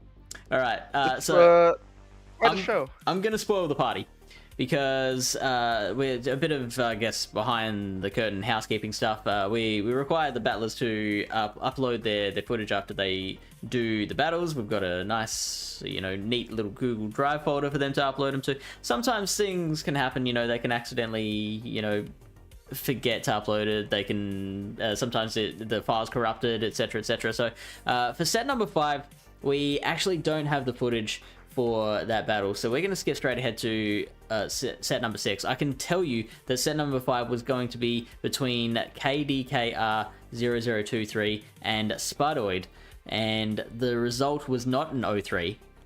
It was 1-2 to Spudoid, putting Mato Grosso... So the curse is broken and they don't even show it off to us. I know, it was just quietly done behind the scenes. So we're going to update that score. That's 7-8 Mato Grosso's way, but still incredibly close. And maybe, we can... If all the streamed sets are 3-0s, then maybe we can say the curse is still alive. The next one is still a 3-0. I will say that the curse is still alive. Alright, so this is the next matchup. We've got Anna Gorsan versus Trainer 58125. Tell me what you're saying, Ilya. Rayquaza I see? Oh That my is a god! Rayquaza on the screen. A Great League Rayquaza, which is incredibly difficult to obtain. Ilya, tell us how you obtain a Great League Rayquaza. So, Rayquaza, I'm pretty sure everybody got like one of them at level 15 back in the day, and then never again. And you have to trade for it with a pretty low friendship level, and even then, it's not too easy to get one. Yeah, I recently tried to trade a level 15 Rayquaza off of a friend's alt account to try and score that Great League level. It did not work. I think it was 1503. It was really close, agonizingly close, but yeah, not good enough. So very jealous of the... And that's just a flex, right? They're not taking this seriously. Let me check something real quick. I'm not sure which of the two is harder, because I have a level 15 Great League Latios shiny that was also level 15. Yeah. And let's just say it wasn't exactly easy to obtain. And so the odds were pretty low for it to actually go under. And I'm pretty sure Rayquaza is even harder to get under. Okay, are we gonna do... Rayquaza is indeed slightly harder than Latios. Do you have the odds? The Hundo has 9 CP more. I don't have the exact odds. I just can tell you that the CP, the maximum CP on level 15 are higher. Therefore, the minimum CP are also going to be higher, meaning the odds are lower. Because I know we have special guest Mr. Quick Math with us today, but I'm like, is his math that good, that fast that he can work out the odds of a Great League Rayquaza while on stream? We won't put him to the test. I technically could. It's just that I don't want to go through every single IV threat that is technically viable. Alright, so we have we've got the Rayquaza. We've also got some more dragon damage in a sense with the Shadow Charizard. I believe this is the first Shadow Charizard that we've seen so far today, but it's meeting some fierce competition with the Mantine, the Milotic, the Regirock. The Dugong's pretty relatively neutral, but it doesn't really like really bulky Pokemon. So I'm not sure how much play the Charizard's going to get. Yeah, the Charizard, I'm going to be real here, it doesn't look too amazing. The Mantine, depending on the moveset, is quite bad. The Dugong isn't amazing. The Frostlass is kind of okay for Zard because it's very bait dependent, but the Powder Snows do start to add up. And Melodic and Regirock are just atrocious. These matchups are absolutely not okay, and you never want to see them if you're a Charizard. The Rayquaza will, unfortunately, also, I'm like 99.9% sure, not see any play in this matchup. Because we have two Ice types, we have a Dragon type using Water type, we have something that can learn Ice Beam, we have something that throws 11 turn-paced Stone Edges, and something that has Charm potentially. So I don't think we will see Rayquaza in action here. Alright, let's see what we do get. This is set number 6 between Anagora-san and Trainer and a bunch of numbers. Here we go. The Slowbro, Shadow Slowbro, in fact, into the Mantine. Now, the Mantine is running a water move and a flying move, so it's going to want to throw... Double Beam. Yes, the flying move is going to be the only one that does any sort of respectable damage, and even then, not going to be that much. It does take the Slowbro into the yellow because it is the Shadow version. That Slowbro is just throwing more confusions, doing some consistent damage, and now is going to throw a Psychic. Look at this evil Slowbro's eyes, trying to take down the Mantine, and Mantine says, "No, I will correctly call this a nuke and shield it up." And now we see the Aerial Ace going into the Quagsire. It's not going to do too much, probably around 25%, 30%, as not the damage was buffed, it was just the energy that was lowered. So the move is still not amazing, it's just that it's playable now. That's right. What I do very much enjoy seeing in the back is a shiny Melodic with terrible CP, but it's shiny, so it got the boost.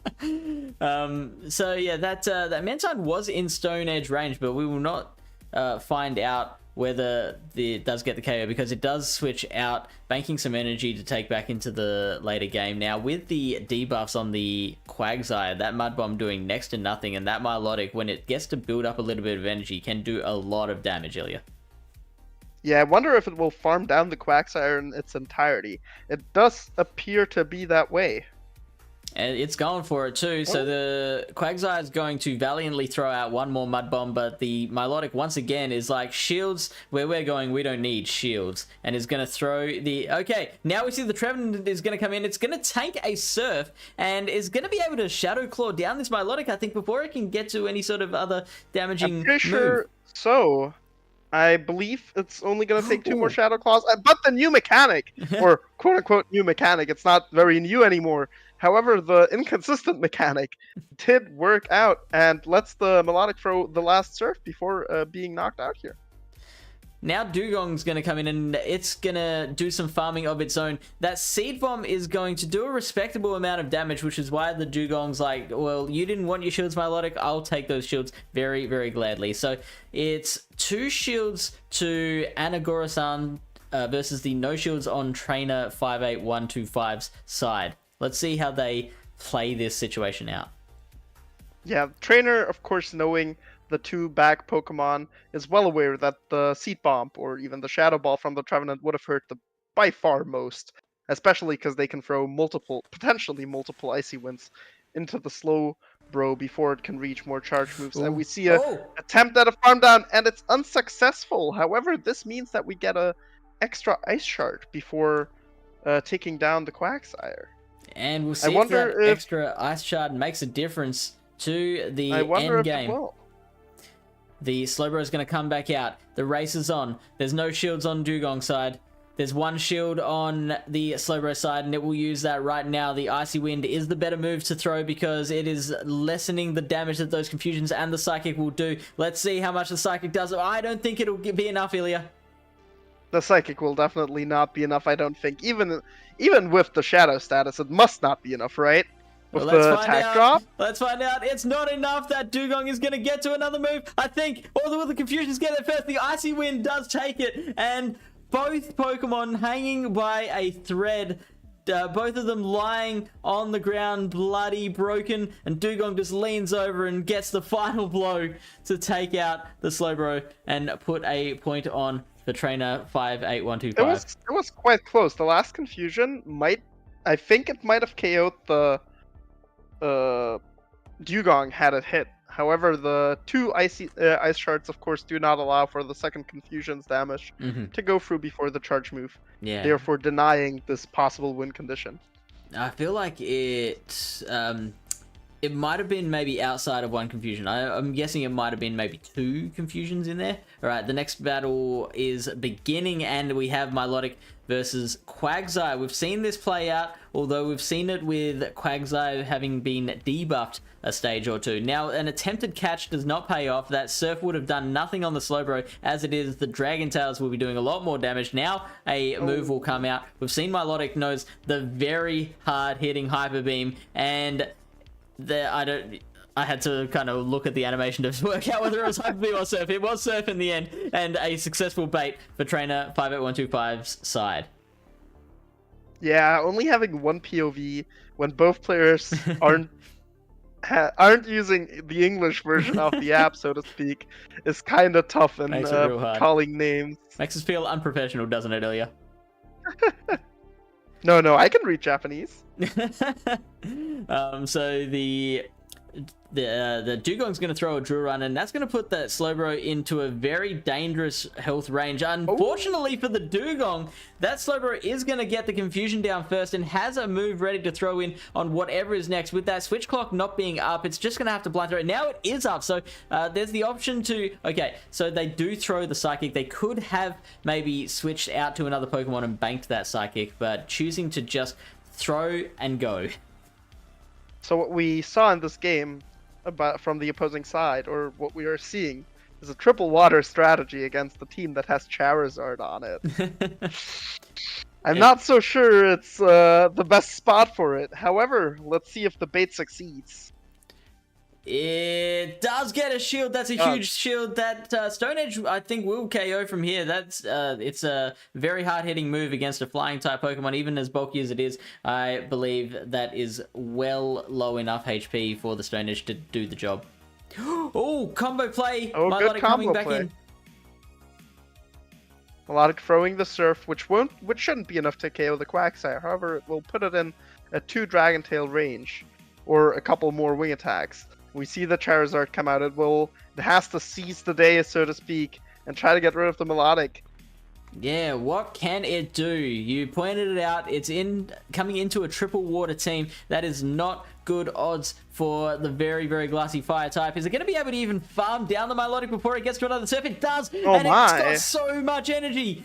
And Trainer does only have one shield. It's going to just go straight back-to-back Blast Burns. Is that the play? Trainer will definitely have to tank this Blast Burn, or at least one of the 2 Blast Burns. And oh my lord, Shadow Charizard sure is a cannon. It might be a glass cannon, but it sure is a cannon, and it just showed to us exactly that fact, as now it will be impossible for the Mantine to farm down before going down to wing attacks or the Dragon Claw itself. Therefore, leaving the win to Anagoro-san, with the Shadow Charizard actually putting in quite the amount of work against this triple water line. Oh, that was so hot.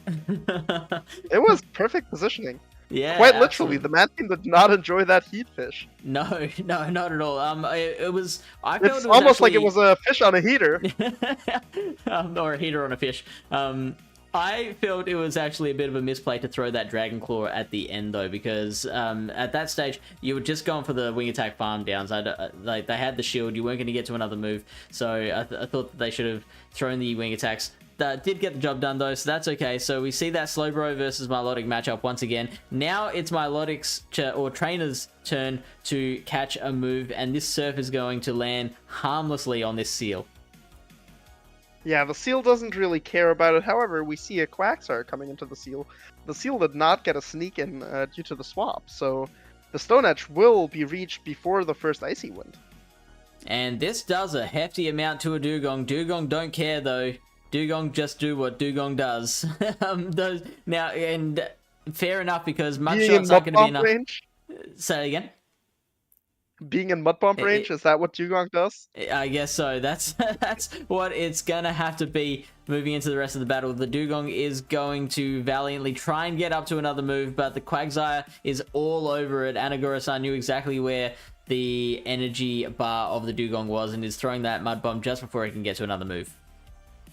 Yes, these players, of course, knowing their counts full well, knowing that Dugong with the 10 energy from Ice Shard will need 5, then 4, then 5, then 4 for its charge moves. With Drill Run, this is even easier because it's the same energy cost as Icy Wind. And we see a Surf come in, Anagoro-san deciding to shield this up to get some more pressure on with the Quagsire later on. Yeah, Quagsire taking a shield and then getting out of there. How greedy of that Quagsire. Now the Slowbro is going to come out, and Surf is going to get the shield from Trainer. We've got a lot of successful baits happening in this set of 3 battles, and it is great to see. The Mantine is going to build up a lot more energy. The Slowbro throwing another move. Surely there's no shield. There is no shield on Trainer's side this time. Trainer. I really like this play, honestly, because it basically puts less pressure on Trainer and incentivizes them to be greedy and farm down, which is of course amazing for Anagoro-san as they have the Trevenant in the back. It didn't quite work out, but they still managed to get off another full Confusion, which does a lot of damage. It's definitely in the Stone Edge range. However, what is more important is it might even become a possible Shadow Claw farm down range. Yeah, and I think that might be the play. That Mantine is going to be shielded, so Trainer is putting all of their eggs into the Mantine basket. That is a reasonable amount of energy on the Mantine. The Aerial Ace will get the KO on the Quagsire, and now this Trevenant is going to try and save the day. The Aerial Ace is going to be pretty scary for the Trevenant, but no, Trainer is going for a Bubble Beam bait, which gets the shield. Oh no, and they that shield it right away. Very damaging, yeah, so it's still going to be a tricky proposition, though, because there is no shields left on either side now, and a Seed Bomb will... Oh, that's a catch! That is a catch on the Milotic as well, so the Milotic is going to take an undercharged Seed Bomb so that the Trevenant can try and get back up to the energy required to take out the Mantine as well. Very valiant attempt at the undercharge, however, slightly too low. And I'm not sure how much energy the Mantine has anymore. I think it is almost dry, is it not? No, it is actually almost at the move. But it is outpaced. It was the perfect amount to undercharge. Yeah. It was just enough to win charge move priority here. Precision play from Anagura-san, tying up the series 9-9. I guess this is, after the first 6-0, this is quite an even match. Quite an even playing field. Yeah, which is it's so fun to see. It's the best, especially in a finals. That is exactly what we love to see. Having an even playing field, showing just how similarly leveled these teams are, and just how high skilled both of them are, is the best thing you could wish for. Absolutely. So let's check out the next set of battles. We got Carbigon, who is back here looking for his wallet. And Trainer is going to come back out and try and get some redemption for the last set of battles. We have significantly less shadows than we had in the previous battle. We've got the Frostlass on the Frostlass on Carbigon's side, meaning both Trainers do have the Frostlass that can have a lot of play into each other. Yeah, Frostlass is it's kind of interesting in this matchup, because they both have counters to it, of course, especially with Regirock on both sides. But other than that, they're fairly safe. All the other matchups aren't exactly great, but they are all playable. Yeah. And therefore, I think it could be a pretty decent safe swap. The one that I always come back to is that Shadow Dragonair versus Frostlass matchup, where with shields up, the Dragonair can actually overcome the Frostlass. Frostlass really benefits in a late game situation where it's built up a little bit of energy, which it can do thanks to the brilliant fast move of Powder Snow, being really good on damage and energy generation, meaning it can farm down a Pokemon and then just unleash a flurry of avalanches or Shadow Balls at the end of the game. the most interesting part about this matchup is if they're on even energy, then Frostlass only wins the 0 shields. The Ice type only wins the 0 shields against the Dragon, because in the 1 shield, you lose charge move priority and get Aqua Tailed, which, due to the Dragon Breaths, you're in range for. And then the 2 shields, you don't reach the 3rd move to which you would outpace, because you simply get Dragon Breath down. Yeah, so after talking up Frostlass, we're starting to now make a lot of cases against her. Let's see how she performs. If she performs here in this set number 7 between Carbigon and Trainer. And we don't have footage from Carbigon, unfortunately. However, we do see the shiny Melodic again, and the also... Wait, is that Rockfro Regirock? That is not lock-on! Okay, so... hold the phone. Look, that is not lock-on, Trainer!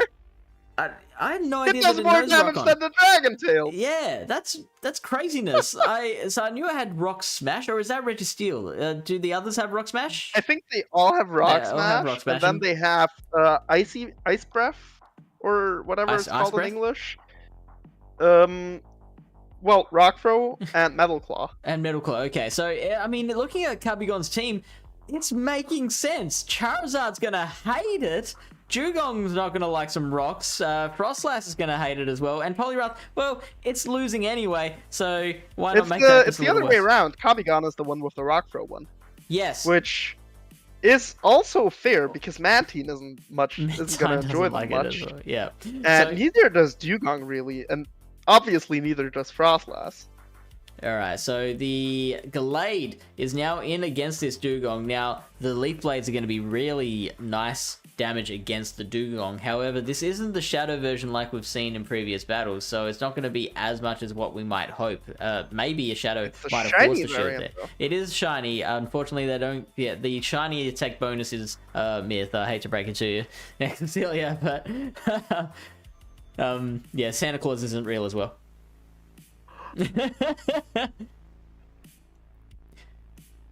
Alright, Stop telling me all these lies. That cannot be true.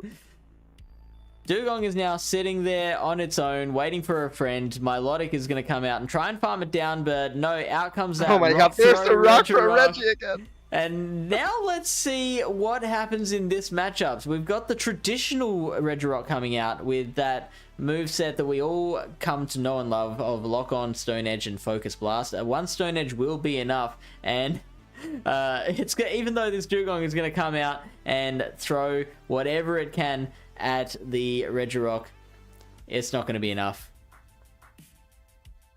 Yeah, unfortunately, or rather, unfortunately for Trainer specifically, Regirock unable to farm down the Dugong. I wonder if Rockfro would have changed anything about this, but I guess Rockfro wouldn't have even gotten to this very matchup, being unable to defeat the opposing Regirock. We see the Surf being reached here before the next charge move or farm down, and therefore Trainer barely hangs on and wins this game.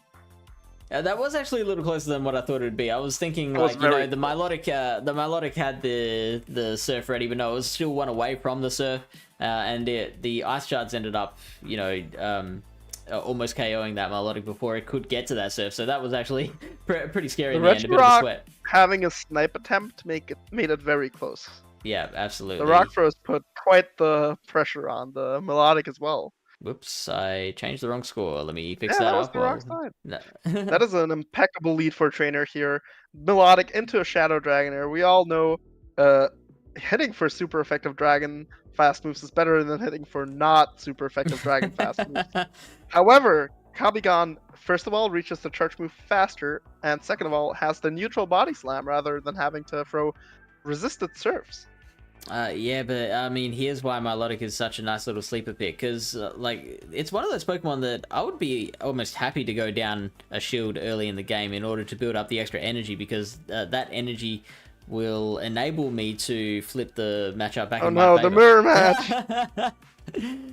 So now we get our favorite moment in Pokemon Go, which is two bulky Pokemon with resisted moves flailing at each other.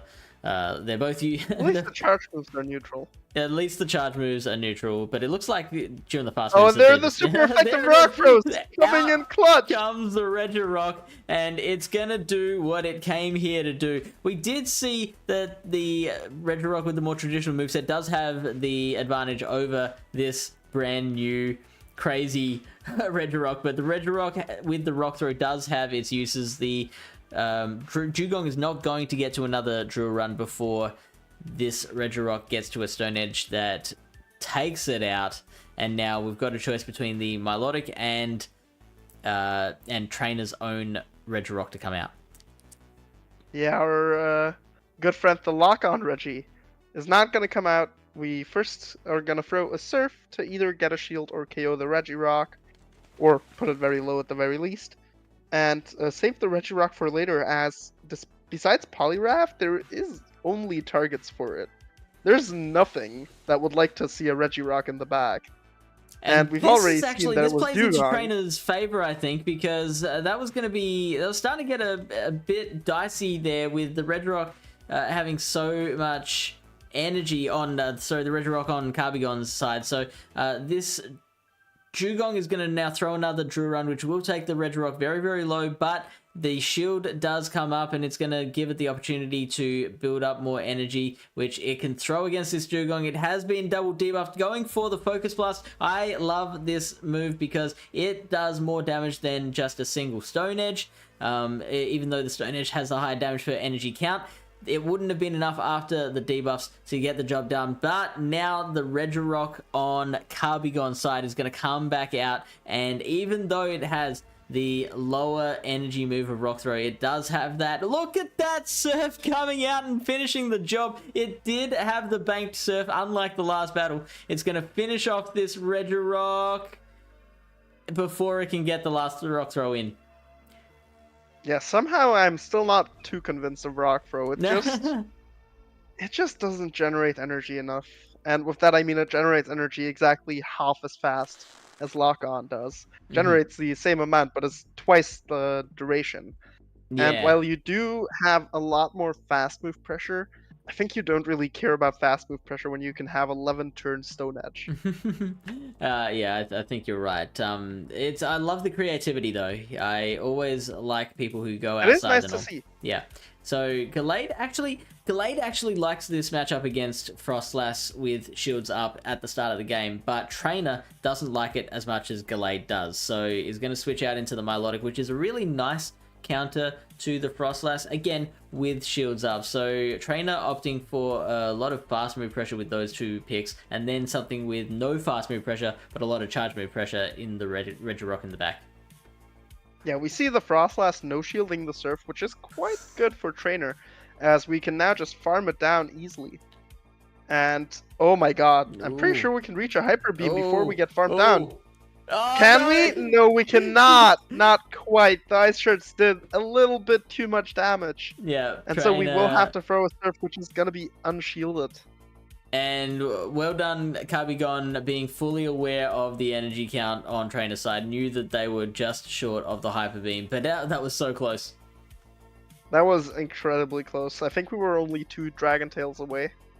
And the Sneak was technically another Ice Shard, so we could have only been 1 away.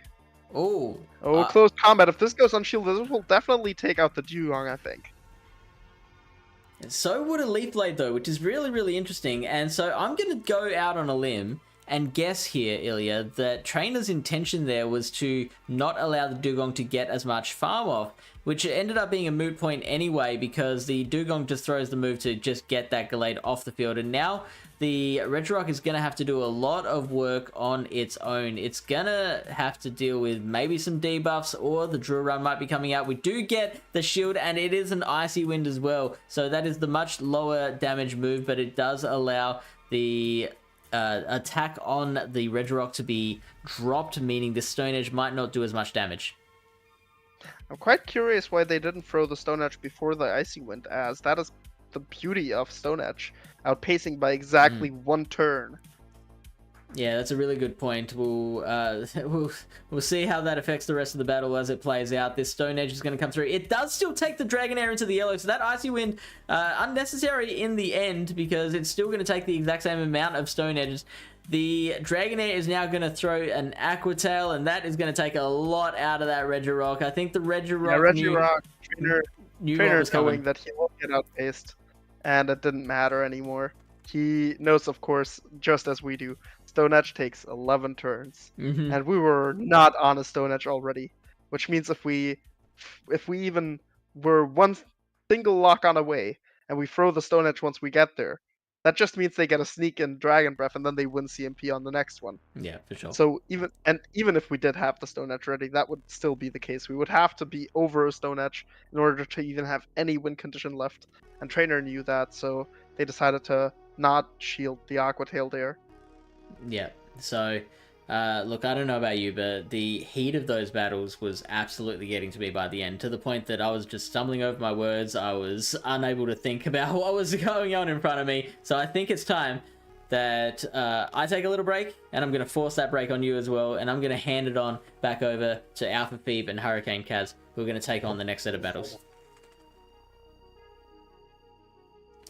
In a second. Just once. So, yeah. This is why I don't host and produce at the same time. It's always just real awkward. And all right, here, go, take it now. Oh, hello. Oh, I totally didn't expect you there. Well, we were talking in chat. Seems like you happen to be right about the Shadow Dusclops, and I won the bet. Accidentally correct about the non-Shadow Dusclops. Well, listen, I mean, there's many Dusclops in the world. You were bound to be right about one of them. But right, well, it does seem like our first set of 9 with the, back and forth 0-3s were quite unique. Yeah, much closer sets, but overall this is still incredibly close, 10-11, and we are just over halfway, I think, just under halfway. Yeah, I think we're just a little bit over. It is the first to 25 wins, so right now it looks like both teams are about halfway there. So Japan has done quite a bit of work to shore up their points in the last few battles with Fish and Ilya. So we see now we have our 2 new teams with some unique Pokemon to us, right? But we've actually seen quite a few of these in the matches that Fish and Ilya were casting. That Shadow Gallade is incredibly impactful when it's on the field. Yeah, and it's able to deal with one of its hardest counters, the Golbat, quite well because it's running Confusion as opposed to Charm. Oh my god, that's swapping when they put in the Golbat to the Shadow Gallade. I was like, no, what are you doing? And then of course, who can forget the Rock Throw Regirock? I think that is Cabigon's Regirock, so we might be able to see it in these next few battles, but we've seen, I think, both of these teams already, so why don't we go ahead and just get into the battles? Exactly. And we do see Shadow Dragonite, or Dragonair rather, on the field against the Dugong from Cabigon, but a quick swap into that Melodic. Yeah, so Melodic just looks really safe as long as that Poliwrath is on the bench, and given that Cabigon has stayed in, throwing a drill run for chip, not going to go for an Icy Wind and dip, seems pretty solid here. The one issue with Melodic is that it does have to go for these Hyper Beams in order to really threaten Dugong, which means that Cabigon has the opportunity to pull up a massive shield here. Oh my gosh, and it goes, the Hyper Beam goes unshielded by Gandoxy, meaning that this Dugong is, while it has a lot of energy, enough to throw another drill run, is running out of health. And we see a quick swap out to the Frostlass from Cabigon to snipe down that Melodic. And as Fish was saying, shields up. Actually, Gallade doesn't mind the Frostlass matchup, and we see Gallade coming in. Those confusions, Shadow Confusion chunks so hard. Frostlass did have 2 Powder Snow's energy advantage coming into this matchup, though. I mean, the confusion damage has already gotten Frostlass to about 60% health, and now in the yellow, that Frostlass, and the Gallade is going to start throwing these Leaf Blades, which have to go absolutely shielded if you want to protect any of that energy advantage on the Frostlass. Yeah, and the one benefit, because of those 2 Powder Snow's advantage, the Leaf Blades aren't coming at the same time as the Avalanches. We see a shield come up that's going to be the final shield for this Gallade, and it's Regirock in the back. And instead of going for a maybe safer Leaf Blade, going for the close combat, it has stab. It's a much harder hitting move, and it one-shots the entire Regirock off of the field.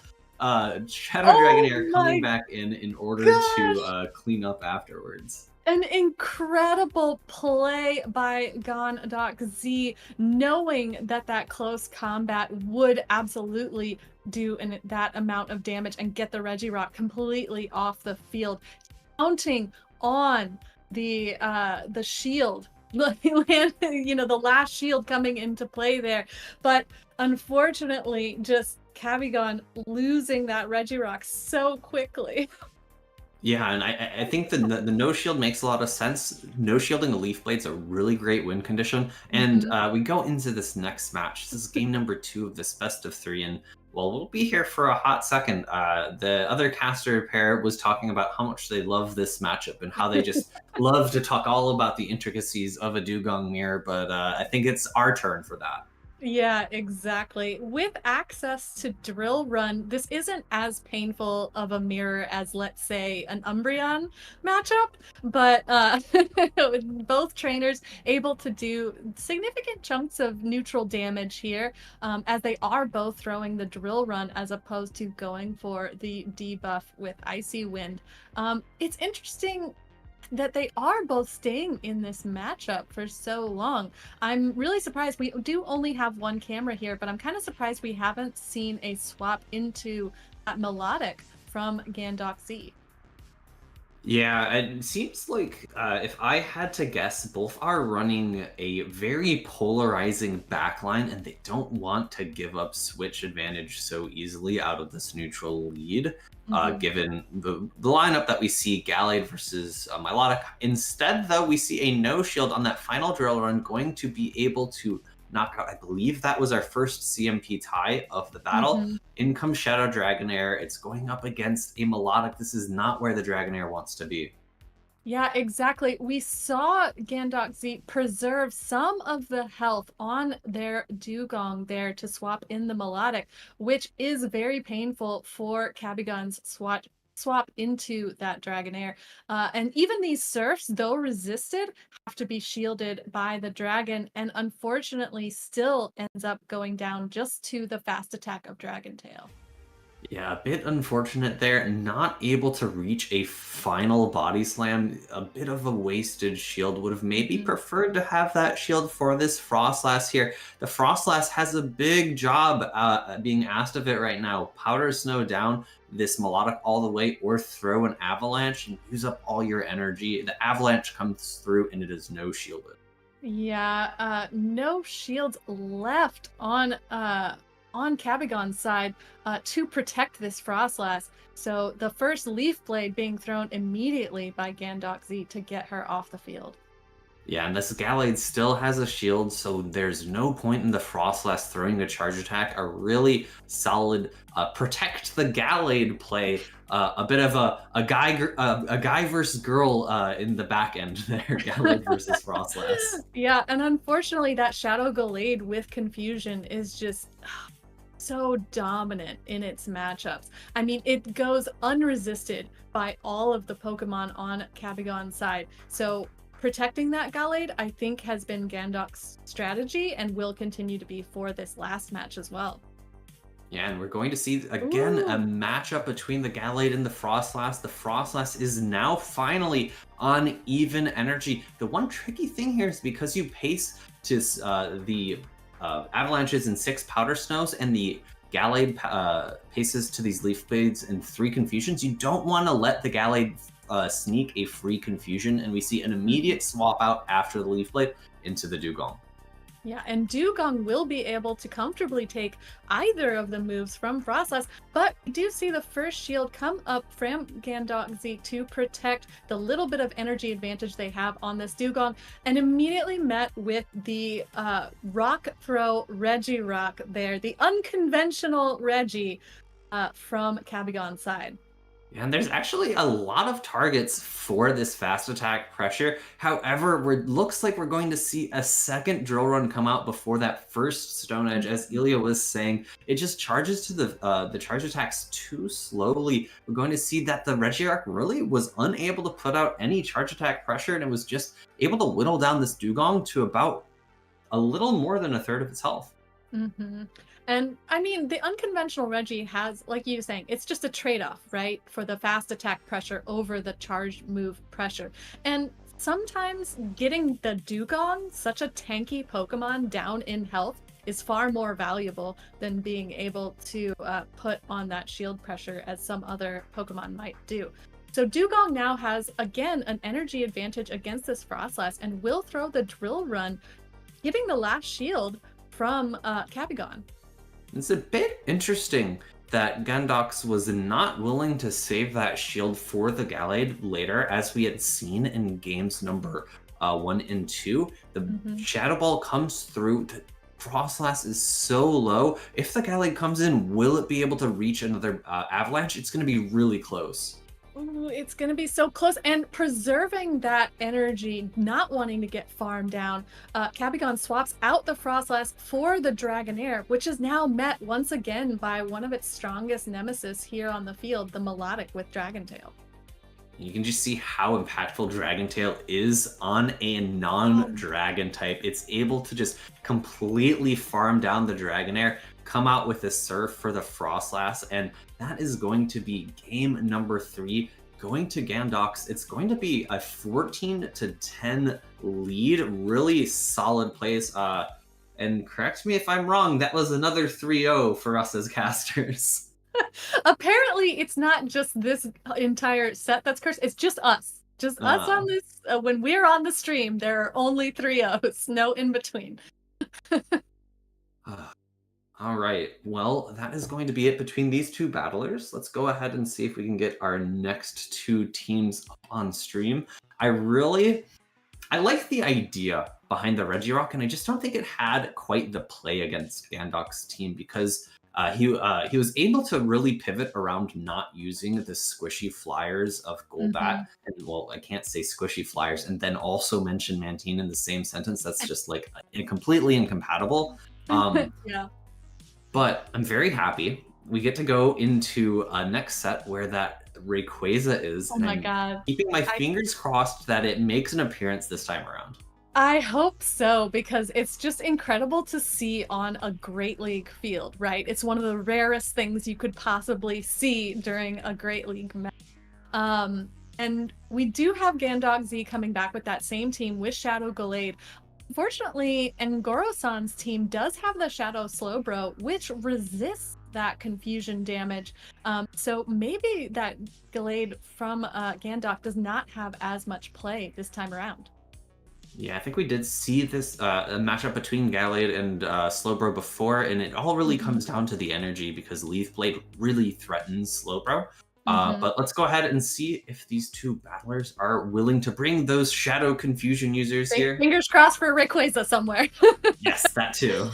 But we do see first on the field 2 Shadows, Slowbro from Ngoro-san and the Dragonair from Gandok, both putting on incredible fast attack pressure.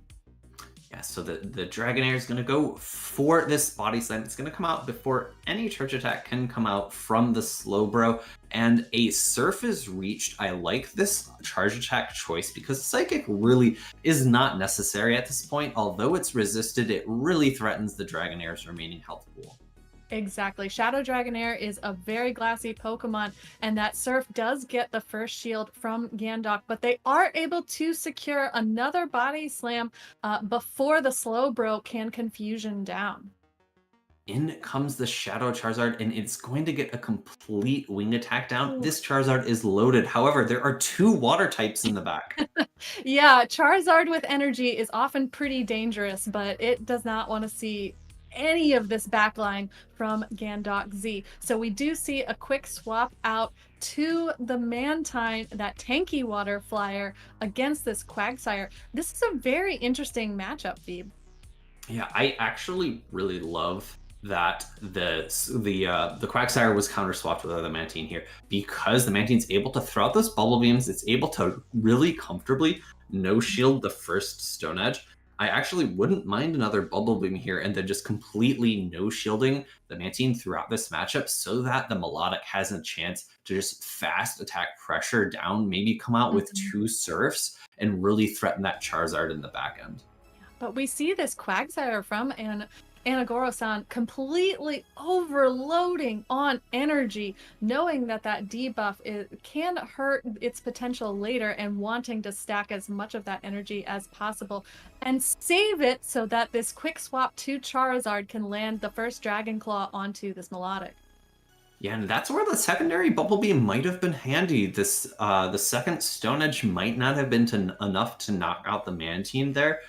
Instead, having gone for the more damaging Aerial Ace in that matchup, we see a shield come out against the Melodic. I like this. The Quagsire is a little bit low on health. We're going to actually see a singular Blast Bird being thrown here. This is the correct choice. It's going to do more damage overall than a neutral Dragon Claw, and it's not quite enough to knock out the Melodic. That is still a surprising amount of damage for a resisted move, but now Melodic has the Surf ready to throw against this Quagsire, and without shields, it just does not have enough health.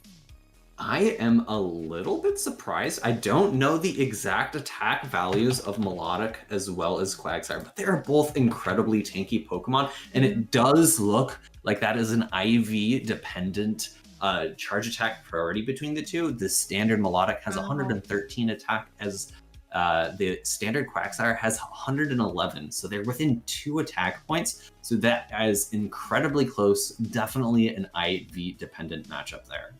Wow, and an incredible knowledge of their Pokemon from Gandok Z to put the Melodic in that position. And now in our next matchup, we see a similar sight, these 2 Pokemon, Shadow Dragonair from Gandok Z against the Quagsire from Anagoro-san. And the Quagsire absolutely loading up on energy before throwing this first Mud Bomb. I think we've seen this matchup before. The Dragonair is quite comfortably able to no-shield the Mud Bomb. However, the Stone Edge energy is reached, and we're seeing a charge attack tie this time between the Dragonair. This Body Slam is really close to threatening a knockout on the Quagsire. Will it be able to survive?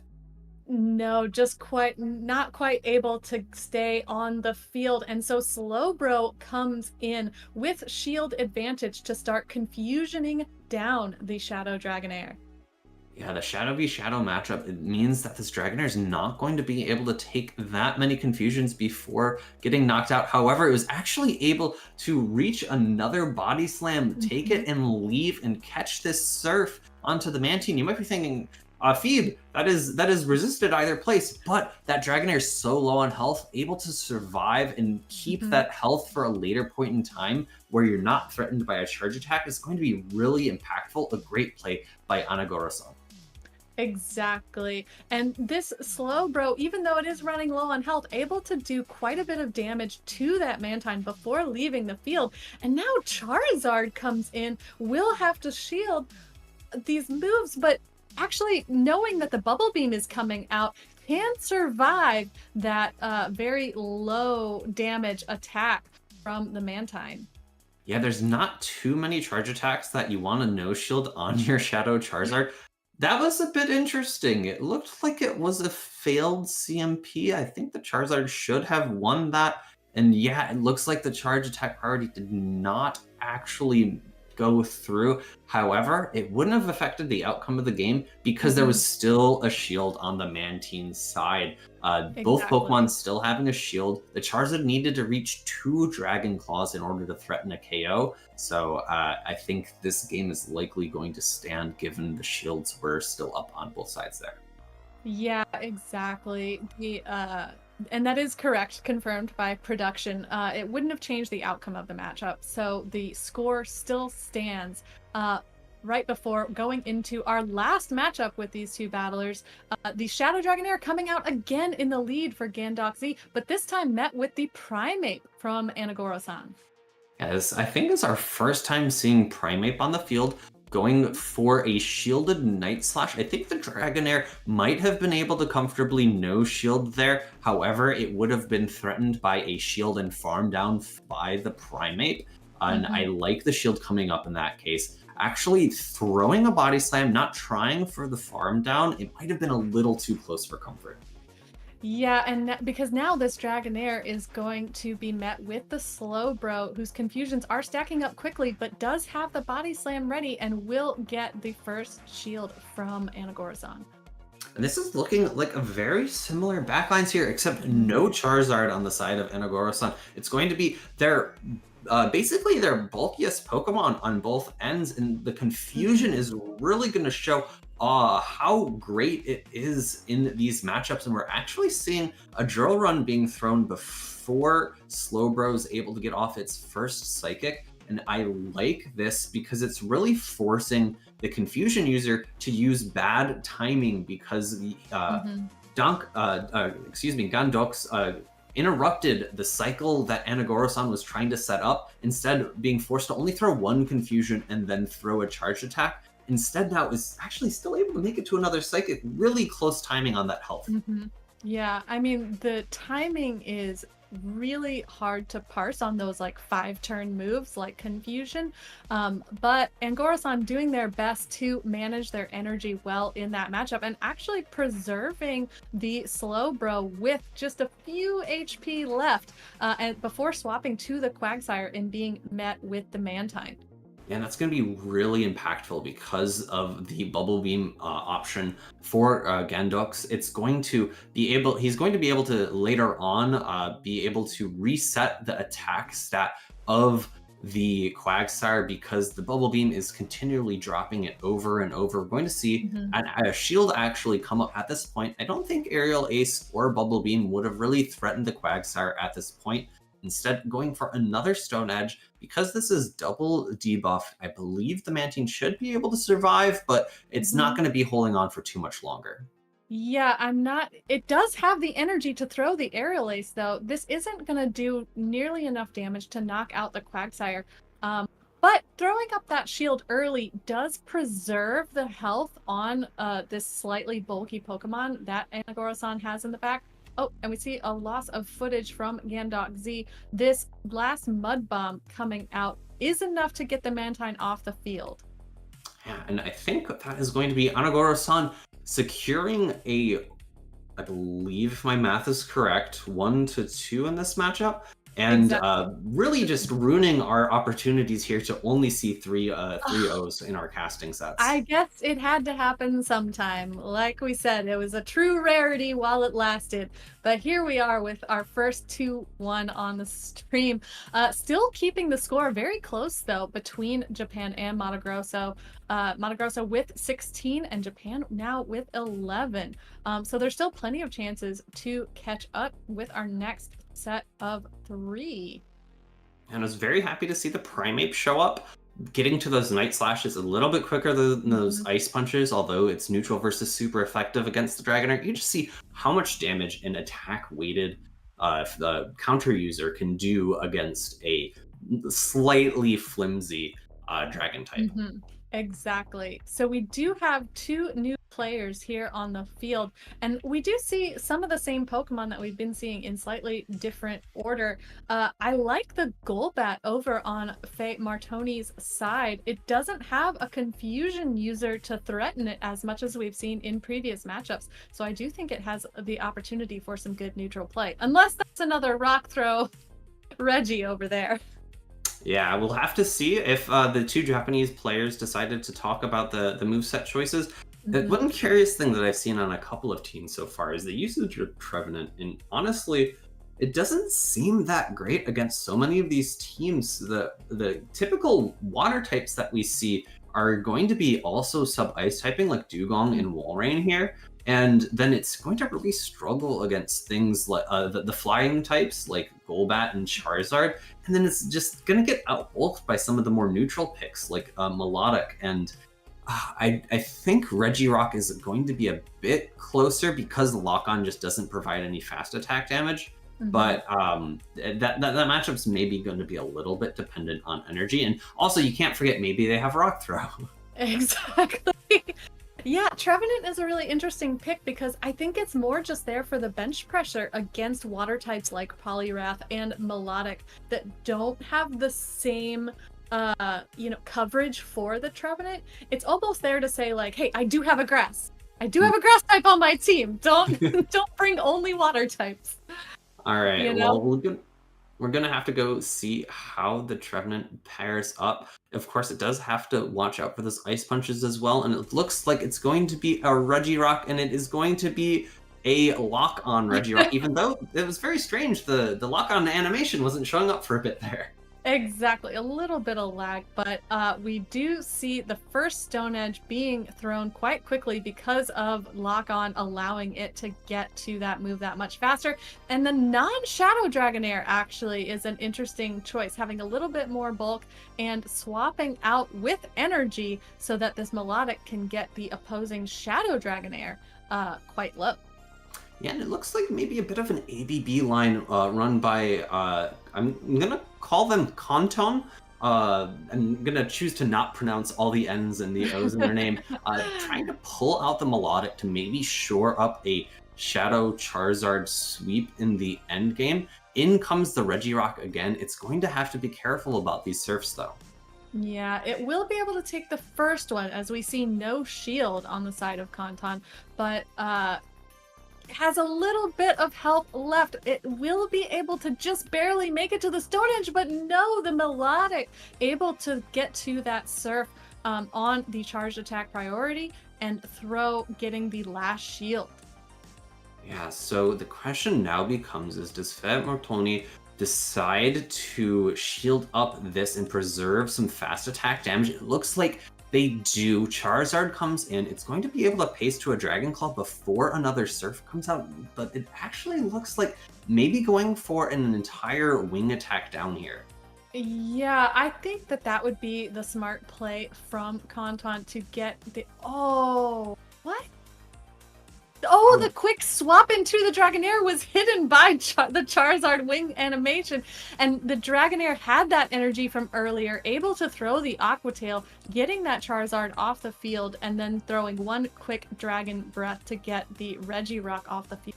Oh, my goodness, that was a fast play. We only ever saw 2 Pokemon from Martoni's side. I don't think we ever saw the third Pokemon, and because we don't have that side of the the battle as well, it'll forever be a mystery. But yeah, it was a bit strange to see the Dragonair come in and throw the loaded Aqua Tail. Excuse me, I almost said Surf. But I think because there was a third Pokemon in the back, that weird interaction probably is inconsequential. Yeah, the little bit of maybe visual lag there wouldn't have affected the end game ultimately. And now we have our next matchup. We see Charizard against the Poliwrath and able to quickly get to this Blast Burn, which is, as we've seen before, can still do a significant amount of damage to an unshielded water type. My goodness. Yeah, and I was going to say, one of the benefits of Poliwrath over other fighters in the meta is going to be that the water type shores up the Charizard matchup. However, it seems like the answer is it does not actually shore it up all that much if you no-shield the Blast Burn. In comes the Regirock into the Dragonair. This is a non-Shadow Dragonair, so it's able to a little more comfortably no-shield the first Stone Edge. Going for an Aqua Tail, I don't think this quite threatens the knockout. Yeah, I mean...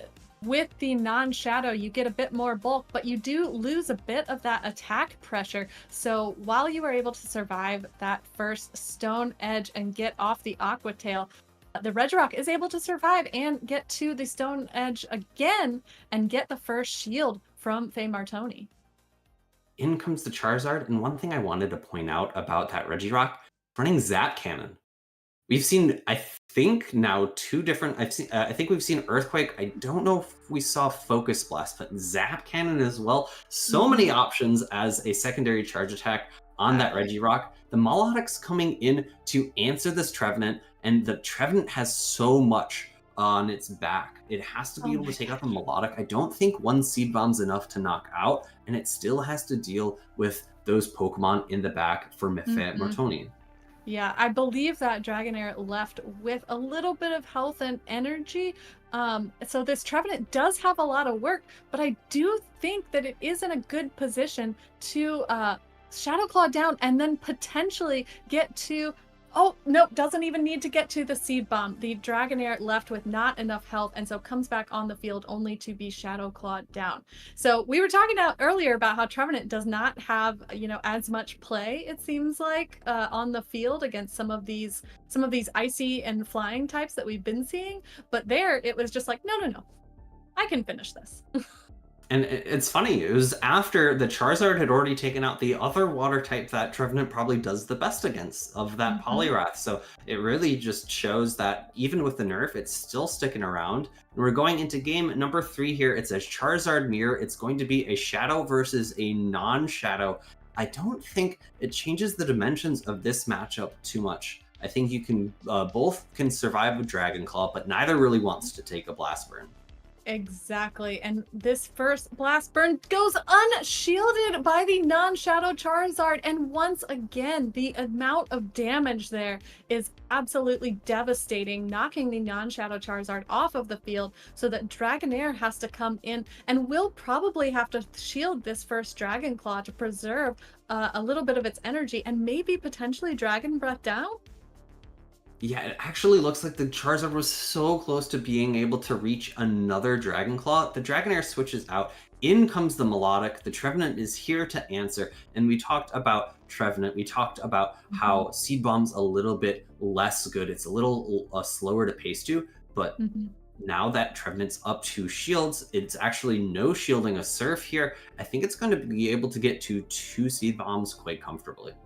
Yeah, this is the matchup that Trevenant is here for. Even though it is slower to the Seed Bomb, Melodic cannot take one at this health range and throws up the last shield from Martoni to protect that Melodic, now getting the first shield from Kanton to protect the energy on this Trevenant. Yeah, and it looks like the switch clocks aren't up for either trainer, so no potential catch available to try to preserve this Melodic, and it's going to be a Dragonair versus a Walrein. It's not the Shadow Walrein, just a standard Walrein, and this Walrein does, have a shield, so even if this was something like a Dragon Pulse, you shield it up, you play safe, you make it to an Icicle Spear, and you secure a second victory in this best of 3. Yeah, and this being a non-Shadow Walrein too, this health range doesn't have to fear, like you were saying, anything from this Dragonair. Will be able to make it to the Icicle Spear and quickly get that Dragonair off the field, securing yet another point for Japan. Well, I do have to say, those battles were so quick. I think that is all 9 of our battles, and it felt like we were here for maybe 15 minutes. I know, compared to all those 3-0s that seemed to take even a little bit longer, this has been incredibly fast-paced. But so many of the Pokemon in this meta are so high damage and attack-weighted Pokemon in and of themselves. We don't see a lot of bulk. I mean, we have seen some Mantine being used, some Melodic being used for that bulk that they offer, but ultimately, I think a lot of this comes down to the fast attack damage. Yeah, Counter, Dragon Breath, even Wing Attack, all being really solid moves. A little bit of Shadow Claw. I don't want to talk about it too much because we haven't seen too many Trevenants, and also there's no like Psychic types around for Shadow Claw to be doing super effective damage against. But, I don't know. We've seen a lot of the Slowbro, but that confusion damage stacks up much faster than the Shadow Claw damage does. Yeah, I'd forgotten about Slowbro. I was just thinking about it as a water type, but it is a water and Psychic. It's so true. It surprises you. So yeah, we are ready, I think, to send it over to our next set of casters for these what should be the last battles in the set, and we see some new faces here to join us. You thought a hurricane could stop me. What is this hurricane you speak of? Never heard of You her. thought wrong. I am back, Gymbreakers. I Hell am yeah. back, Pallet Town. I had to go out this afternoon and catch 8 Pikachu and hook them up to a treadmill. But I am here, and I am vindicated with my Milotic praise. I love that Brazil is bringing it and taking it to Japan and holding this 17-13 lead as I finally make my first appearance of this matchup. How you doing, Ilya? Good to see you, buddy. Good to see you as well. It's quite the shakeup to having had Fish, who is, for him it is like 4 a.m. now, 5 a.m. It's Literally. very early for him. Literally opposite side of the world. Got my power back around like 3:30. So I'm ready to do this. I've seen the last couple matches, so I'm very happy about that. So Kanton, I've seen what Kanton's about as he goes up against Lord Aiden Thierry, who is rocking a little more traditional team than we've seen with that Muck Charizard kind of walk-on pick for him. We've seen Muck used a lot as a versatile swap with that Thunder Punch being that rare electric damage in the meta. But if you look at Kanton's side here, there's not a lot that Muck can really do. It can try and get the Thunder Punch for the Charizard, for the Walrein, can try and get the Dark Pulse for the Trevenant, but if Muck was Aiden's plan as a safe swap here, Kanton has the answers for it. I'd actually say it's still kind of okay. The only really terrible matchup, like truly terrible, is I want to say the Regirock, whilst all the others are kind of playable. Because Poison Jab's a pretty decent fast move. So the two Shadow quote-unquote dragons, considering Charizard isn't a dragon for nobody knows what reasons. Lance considers it a dragon. Lance considers everything a dragon. Lance also doesn't care about level up limitations though. But yeah, point being, both of these take a good amount of Poison Jab damage, with Zard even going down to a Thunder Punch, I'm pretty sure. And Trevenant doesn't like Dark Pulses, Primeape hits for resisted counters, and then Walrein, of course, has to hit the EQ to be able to get rid of the Muck. So I think it still is quite the decent safe swap, especially if you pair it with a Charizard in the back to bait out the Regirock. Yeah, we'll have to see. That is a non-Shadow Muck as well from Lord Aiden. It is a non-Shadow Muck. We've seen a lot of Shadow Mucks, and that lack of damage may come into play here in some of these matchups, especially against that Walrein. If it takes 3 Thunder Punches to get rid of it, Walrein can get both those Earthquakes off and really put the pressure on Muck. So Kanton's warmed up. I'm getting warmed up. Like I said, wrangling those Pikachu was a hassle. So I'm ready to just sit and see some battles, Ilya, if you're ready. And we see this absolutely atrocious lead for Lord Aiden Thierry. And a safe swap, which also is not exactly great. Well, it wouldn't be Gymbreakers if I didn't start out with some RPS right off the back, and we can see Kanton going for this move already. The cross chop going to do some damage to this Dugong, going with that spam moveset on Primeape, favoring just a 10 turn action of Night Slash and cross chop as this Dugong tries to debuff the Primeape, but no shield by Kanton, knowing Primeape has already accomplished its objective. Oh, Aiden trying to leave as much farm as possible on this Primeape, which is rather interesting, considering that the Dragonair will still land on the Walrein, but I guess it's not that bad, because you do get a bit of extra energy. Yeah, and They would have reached the cross chop either way. I did misspeak there. That Primeape did have Ice Punch instead of Night Slash. That is rare for Primeape in this meta.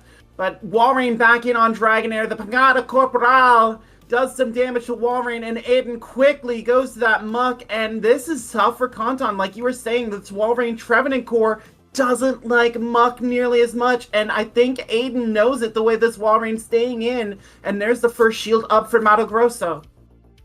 Yeah, Kanton getting the correct bait here, absolutely huge. However, Aiden, of course, is aware of the counts and is throwing the Thunder Punch just at the right time, being able to get a shield from the Walrein, as Kanton knows that Aiden has to shield this, like, he can't afford not to.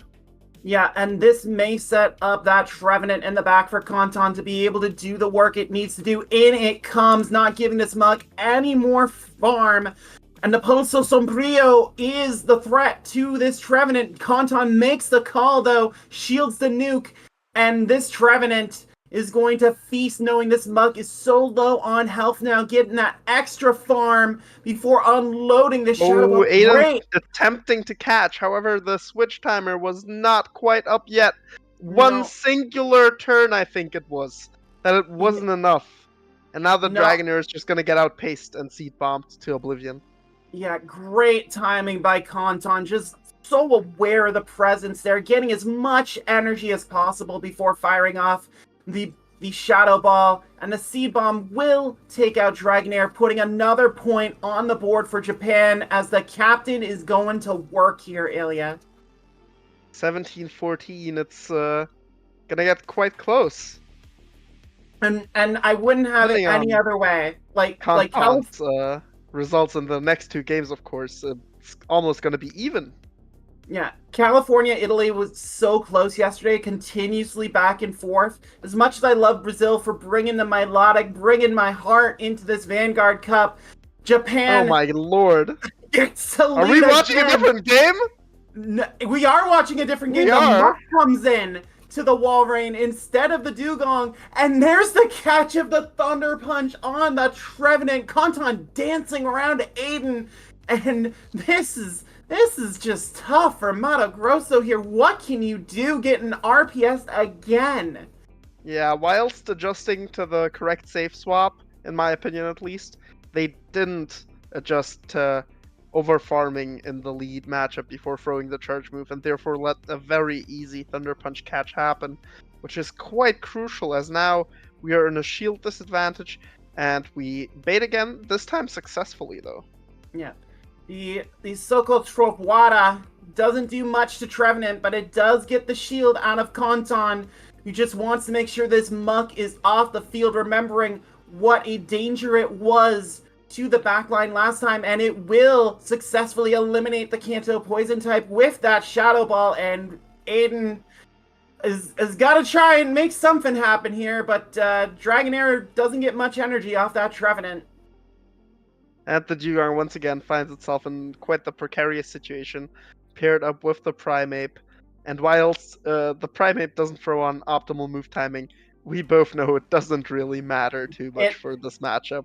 Dugong does not like to get punched in the face. Yep, as The Rock used to say, it doesn't matter what this Dugong wants to throw. Primeape just gonna easily throw up that shield. The debuff is on, but the counter damage just wrecking Dugong. The ice typing working against it, as it does for so many of my ice types. Even undercharging the cross chop here a little bit just to get that extra farm, and it doesn't get the move off. Kanton is just in complete control here. Oh, and now even getting going to to reveal the ice punch. That should almost KO, or even should KO. It should. The Soko Jello one away. So it was quite close after all, but I guess it was because of the debuff from Dugong that it didn't. Yeah, you are exactly right, Ilya. That Icy Wind saving Dragonair for the moment, but only so it can take an Icicle Spear from this Walrein. The frigid assault from Kanton, putting away Dragonair and making it 2-0 in this set. 17-15 now for Mato Grosso, as Kanton is just leading the charge back for this Japanese side. Yeah, Kanton definitely raising morale by getting these games, and if they are able to get the third game as well, I can quite imagine Japan flipping this whole thing around. I mean, it's a team effort, Ilya. It will take an entire squad, and this is Kanton's last match, and that is far more in favor for Lord Aiden Thierry, getting Charizard on Trevenant in the lead. And my lord. And now he has the fighter against the ice type as AJ, Walrein but are you seeing what I'm seeing? This is a pup Poliwrath. This is just going to start ramping up here with these Soko Empoderador. I'm trying to get my Portuguese right. But this Walrein has to go for AJ, the Earthquake. We have a Muck Charizard backline against a Regirock. Regirock. Oh no, Aiden might be lured into the trap here. We'll see. Poliwrath going to work on Trevenant. As Admiral Akbar once said, it's a trap! And it seemed to have worked out in exactly the opposite way. I have talked about how a Muck safe swap could bait out the Regirock, and instead, the Walrein safe swap baited out the answer to the Regirock. Oh, and the Trevenant's gonna get the Shadow Ball off on Charizard! And Aiden does not know that there is a Regirock in the back, so he shields, which we know, of course, is the incorrect decision, as Regirock does not care about your health. Regirock only cares about your shields. Regirock only cares about slamming things with stones as the Oh my god, Blaster that did nothing! There was no damage! Regirock, and this Muck is gonna... Oh my... It has Zap Cannon, but Kanton's gonna go for the Stone Edge here, gonna try and spam it out, get that final shield. No shield by Aiden Thierry as the Stone Edge connects, and now... Kanton basically priced into going straight Stone Edge here to try and get rid of this Muck, and has to shield a Thunder Punch here to keep the health on this Regirock. Yeah, the problem with shielding against Charizard earlier would have been that Charizard is quite prone to baiting, and if you baited Dragon Claw, that's quite disastrous. It's 15 energy less, and it does basically nothing. It would even do less than the Thunder Punch here. And so now the question is, can the Regirock outpace the Zard? And it does seem that way, that it will reach 2 Stone Edges before 2 Dragon Claws will be able to be reached. Yeah, I think that was actually working in Kanton's favor, just going straight Stone Edge, not revealing that Zap Cannon. I mean, it doesn't matter, it's Kanton's last match, but able to get to that Stone Edge very quickly, very easily. And I think this might knock out about 9 Charizards. And that party hat is not an adequate defense for a Stone Edge. The party hat did indeed not save it. I guess the Trevenant getting to the Shadow Ball was quite crucial in the end, because we've seen it was very, very close. Absolutely. And getting the shield there, too good. The Regirock setup looked perfect. Nerves of Steel by Kanton, and if we thought the even shield situation for Regirock was pretty good, 2v1 in the shields means game over for Aiden Thierry as Kanton picks up the sweep. A 5-1, I believe, for Kanton in this matchup as Japan closes the gap to Mato Grosso. 17-16 now, Ilya. But Kanton is now unable to do any more battles for his side, so we'll have to see if his teammates want to step up in the captain's wake. So AJ, looking into your background, I see you're a bit late. We had some fun facts about this wonderful thing that I can also see on your bed. And because we had a player, and they were on the Japanese team, and they were called Kabigon. And Snorlax's Japanese I bought name? this. Yeah, exactly. Because I bought this wonderful wallet while I was in Japan, and I also bought a wonderful travel pillow there. And on this side, it actually has the Japanese name of Snorlax on it, and then I can put a card in there. So I actually opened a package on my stream last night that I got from Japan, and I got 3 out of the 4 things. The only thing I didn't get was a pair of Kabigon socks, because Mira, my girlfriend, is learning about Pokemon because she has to if she's dating me. But her favorite Pokemon is Snorlax, which is why you see Snorlax on the bed behind us enjoying some Mary Brown's taters. Very based, very based. Snorlax is power. Indeed. Speaking of power, Martoni brought the power in their first matchup of this Diamond League final, and by power I mean Milotic, because I have been preaching Milotic in Vanguard since the days it was a Silph meta, and not seeing any Milotic yesterday disappointed me. So the fact that Mato Grosso has fully embraced the Prism scale and what Milotic can do for you has filled my heart with joy, and Portillo doesn't have a lot that can really threaten Milotic. I mean, that Trevenant, obviously, with the Seed Bomb is the weapon of choice, but that Milotic looks very safe for Martoni against Portillo's entire side, save for that Trevenant. I'd say Slowbro is also not too amazing, honestly. The Confusions hit quite hard, and having a charge move that's not Hyper Beam to hit for neutral damage is also very helpful.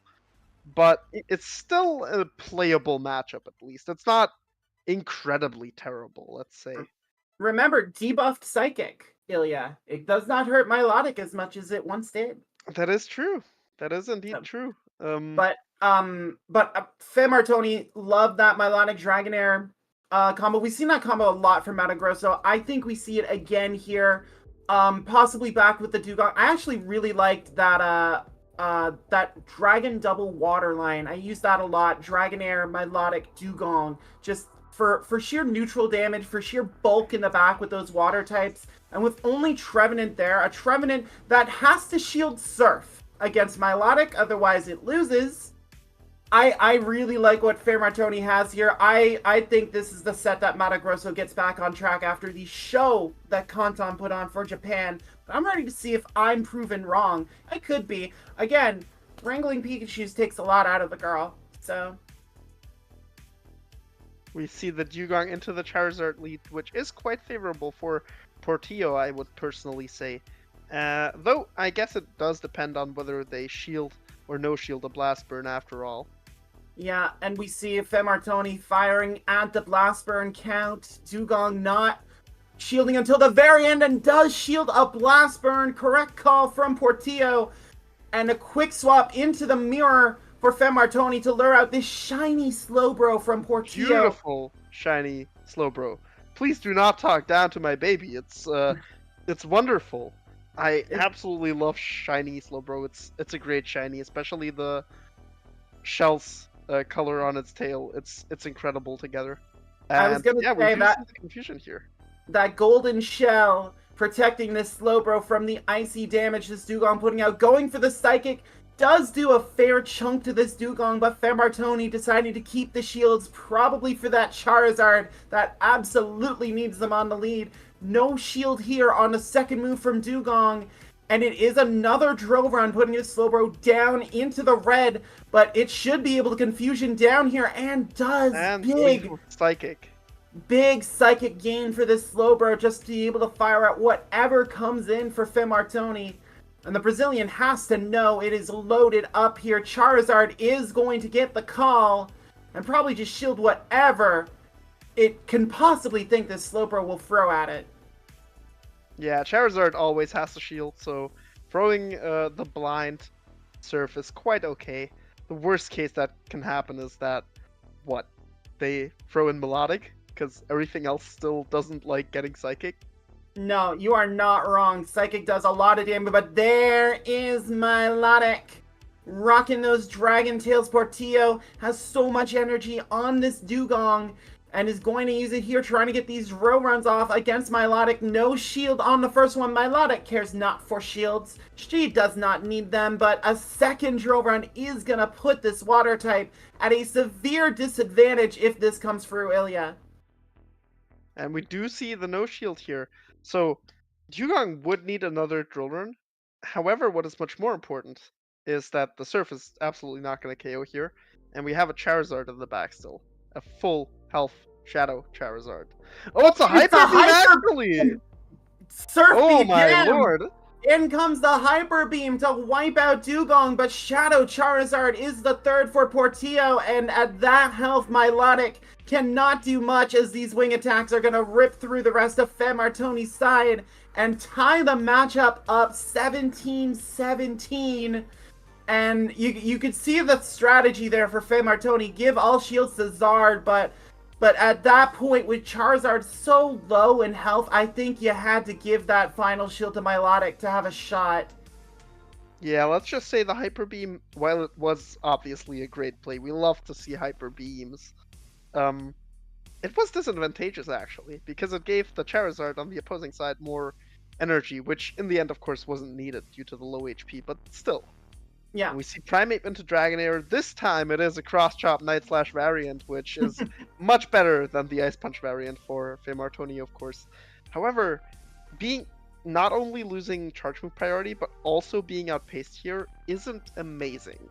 No, and this Dragonair is going to have to fire the energy to get some damage on this Primeape before it really starts putting the hurt on Fairmartoni's side. We do see the shield early from Portillo on the Aqua Tail, and it's just going to punch down Dragonair. That is the beauty of only having one POV. Why would they throw Aqua Tail? They might have Dragon Pulse. I ran Dragon Pulse, Ilya. I am quite in favor of it. But we see, an attempted catch there on the Dugong from Finn No! Martoni with No! his Why are they double doing water this to me? background. Why do I have to see this matchup again? No! Because I didn't suffer through it yet, Ilya, so now you have to do it again. So You are AJ, not what did you saved. have for lunch today? I haven't eaten yet. I was Oh. busy wrangling Pikachu so I could have power, so I could be here for freaking dugong mirrors. Send one of the Pikachus to the professor. You might get a candy. If you I- do it in Pokemon Sleep, you will even get 5 candy. Ooh, I mean, I have This a Professor Danish here. Neroli is much better than I know, so much more generous. I have a Yeah. Danish here. I don't think I could eat this Danish in time before one of these dugong goes down, and that is very much thankful to Niantic giving this drill run and making this far less painful as Slowbro comes in to save Ilya from this dugong nightmare. But we'll have to see if Martoni does value the damage or the debuff now that the Slowbro is locked in, knowing Milotic is in the back. And he wants the damage. There's the drill run on the Slowbro. And it's going to be 2 Shield Milotic trying to work through this entire team, Ilya. Oh, let's see if this bait succeeds. I don't think it will be too easy to win still, even if it does, which it does. But Yeah. it makes it much more winnable. It does, but now with all 3 of Portillo's Pokemon in the yellow, Martoni able to just throw Surf, doesn't need that Hyper Beam anymore, and can just kind of work away. The final shield goes up for Portillo on that When we Surf. bait again, We have to. will we see the shield? We have to. I think Martoni needs Milotic upright, and there's the shield. Can it Dragon Tail down? Not gonna try. Just gonna throw the Surf. Get rid of Slowbro here. It is the bigger threat, knowing that Primeape did throw energy. It's gonna be how quick can that Primeape get to that cross chop, if it can get to that cross chop, Ilya. I'm pretty sure the Primeape can. The question is, will it even KO? Oh, but we still have the energy on the Dugong, and we fully undercharge in the hope that we can get some extra energy on our Primeape. Yeah, nice catch by Martoni. And Portillo's going for the energy on Dugong. Does have the move now, but that Dragon Tail's gonna through. This drill run might actually be enough, Ilya, to take out Milotic. It's put in a lot of work, but it can only do so much. It does live, but the Primeape does have the cross chop. All that stored energy for Portillo does the work. And that undercharge, just getting to that second move on Dugong, proves very fruitful as Portillo takes another point away from Martoni. Japan has rattled off 5 straight points since I've come on to make it 18-17. I'm sorry, maybe my luck only goes to the Brazil A team. I'm sorry about it, Grosso. You have had to have jinxed it with saying how wonderful Melodic is. Maybe. I did some horrible things to wrangle those Pikachu. I'm not gonna say anything about it. But game 3, Martoni trying to get a point to even this up. Primeape on Dragonair yet again. And again, Primeape going right for this cross chop, just trying to get the damage advantage on this Dragonair, trying to set up that backline, that Slowbro Dugong that we've seen, these bulky water types over and over. And Dragonair going to throw the move here, going to potentially throw that Aqua Tail again.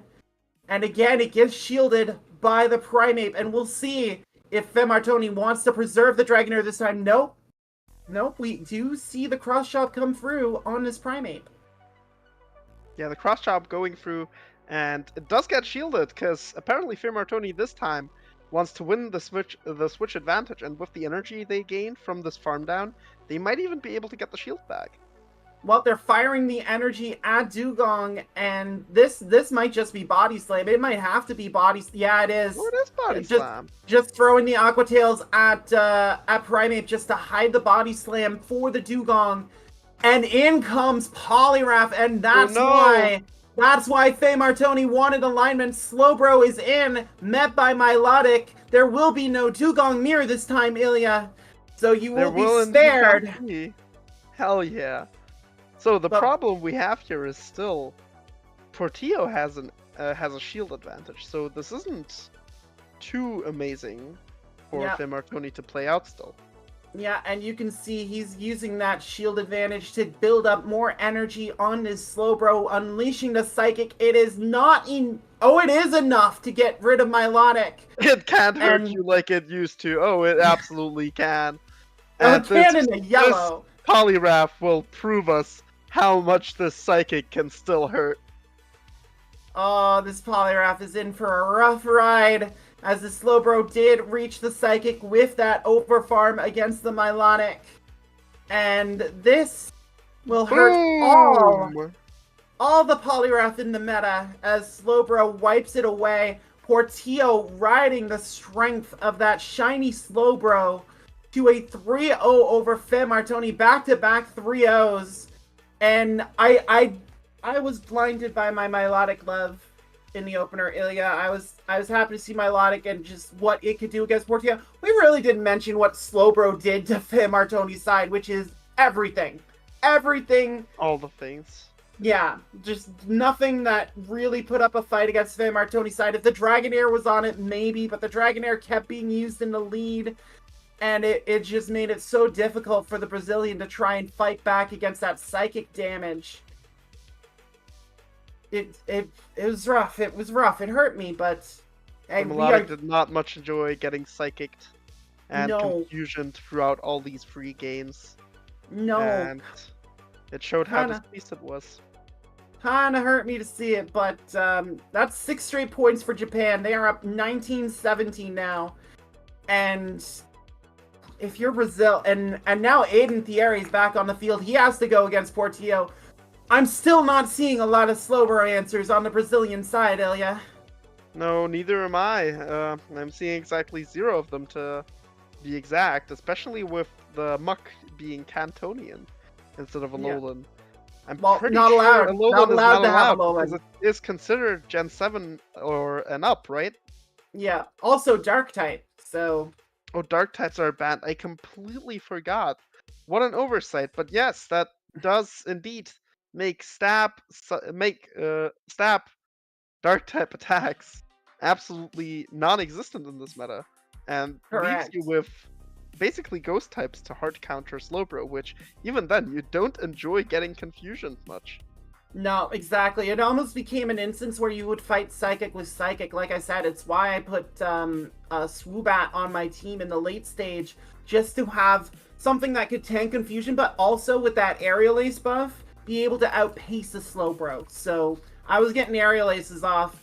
I didn't actually face the Slowbro in the final set. I don't think either of my final opponents brought the Slowbro. They were not on the confusion train. They were on the Muck train, which is why I went positive against California. But we'll have to see. Aiden now knows the Slowbro is a threat. What can he do to slow down Portillo and try and get things back on track for Mato Grosso? They had such a lead when I came on. We but all Japan know Dragon has Breath is roared kind of back. heavy. Dragon Breath is heavy, and Dugong meets Charizard on the lead. No Dragonair lead. That may be the saving grace for Aiden Thierry. He might need that Dragonair to just go to town on Slowbro. Instead, Charizard getting that Blast Burn count. Another shield by Portillo here. And it is the Blast Burn yet again. The Brazilians just wanting to heat things up. Oh and no! here you go. No! Why are we staying in still? Why are we still in this matchup? I'm gonna take a bite of this Danish. No, I'm not. I'm professional. I am a professional. No, you can't. You're shoutcaster. still in the matchup. No, Ilya, I must describe the pain. I cannot have a mouthful of apple goodness. I need to tell you all that this is long, even with the drill run. Yes, the drill run makes it better, but that means bait games come into play. And I don't know if you shielded an Icy Wind on a Dugong from a Dugong, but it makes things so much worse. At least both battlers are still going straight drill run as Aiden Thierry tries to put the Japanese Dugong in its place with these moves as the drill runs are taken into the red. They are in the red. Finally! Ilya. Why are we staying in for so long in this godforsaken matchup? Because Dugong is dangerous, Ilya. And we can see Portillo no shielding the move from Aiden Thierry's Dugong here. And it is another drill run. Again, I wonder if you don't want to go for the Icy Wind to debuff these confusions And instead, Regirock comes in as Aiden Thierry's third to try and deal with this Slowbro. No Dragonair to be seen. That's Surf that's a surprisingly solid amount, I'm gonna be honest here. Yeah, this Slowbro, it's a shiny, and everyone knows shinies do more damage. As that Stone Edge gets shielded now, all shields gone for Portillo. If this Regirock can get there, it will eliminate the Slowbro. And you look at the back line there, Ilya, it's Trevenant in the back for Portillo. And Regirock is gone. Interesting strategy. All Charizard shields for comes back in to Charizard. waste the energy, or quote unquote waste the energy. Yeah, this is a hard call for Aiden Thierry as Dugong now comes in with that banked Icy Wind, trying to debuff this Charizard. And there's the final shield. Second shield. The Charizard attempting to go for a sweep. All energy is gone. Charizard firing a little early just to make sure this Dugong can't potentially threaten another Icy Wind, as the Dragon Claw will eliminate Dugong, and it's gonna be all up to Trevenant and Slowbro. Just like my favorite Machamp in the main series games, no guard, and Charizard is on the field. And let's just say, with this move timing, it might just sweep. It might reach the Blast Burn before being fast moved down against the Trevenant. Oh, that looks like an undercharge there, but it doesn't work. The confusion goes through. I see what Aiden was trying there, but it's not going to work as the confusion damage registers. This Dugong needs an Icy Wind, and it's not going to get there as Portillo wins a fourth straight. Had so much potential, and it unfortunately didn't get to it. It was a bold gambit by Aiden Thierry trying to undercharge and put that Slowbro in one wing attack. One wing attack would have meant that confusion damage didn't register, but two means it was too much for that Charizard to take. I'm gonna be honest. At the point, like, if you undercharge for one more wing attack, why do you not just throw an alignment at that point? I think he thought he got it. Or two wing attacks later. Yeah. Either way, Primeape on Dragonair, and we've seen how this plays out. Portillo loves this matchup. For the boost! Going to go for the Night boost this time! Yeah, he didn't show the Night Slash in the first matchup. Still gets the shield from Shadow Dragonair. Gets the boost! This Primeape has done so much damage to the Mato Grosso Psyche. You'd think it's a Psychic type. Is gonna no-shield the Body Slam here, so Primeape only mind games for Portillo in this one, but his own Shadow Dragonair is gonna knock out its counterpart on the Brazilian side. Dugong comes in. No Dugong mirror for you this time, Ilya, as this Dragonair continues to put in work against a Pokemon that is dealing super effective damage to it. Yeah, let's see. We do see the Body Slam do quite a solid amount, and we catch and get a full sneak in! That is Free huge. Confusion Town! Huge sneak for Portillo. That's 4 turns worth of energy for this Slowbro that doesn't need any help. That is not a counter for Slowbro, trainer. That is not a Slowbro counter. Aiden is stunned. Charizard has to come in trying to rip off Dragon Claws. But it is going to be tough here. This Slowbro's keeping its shields up.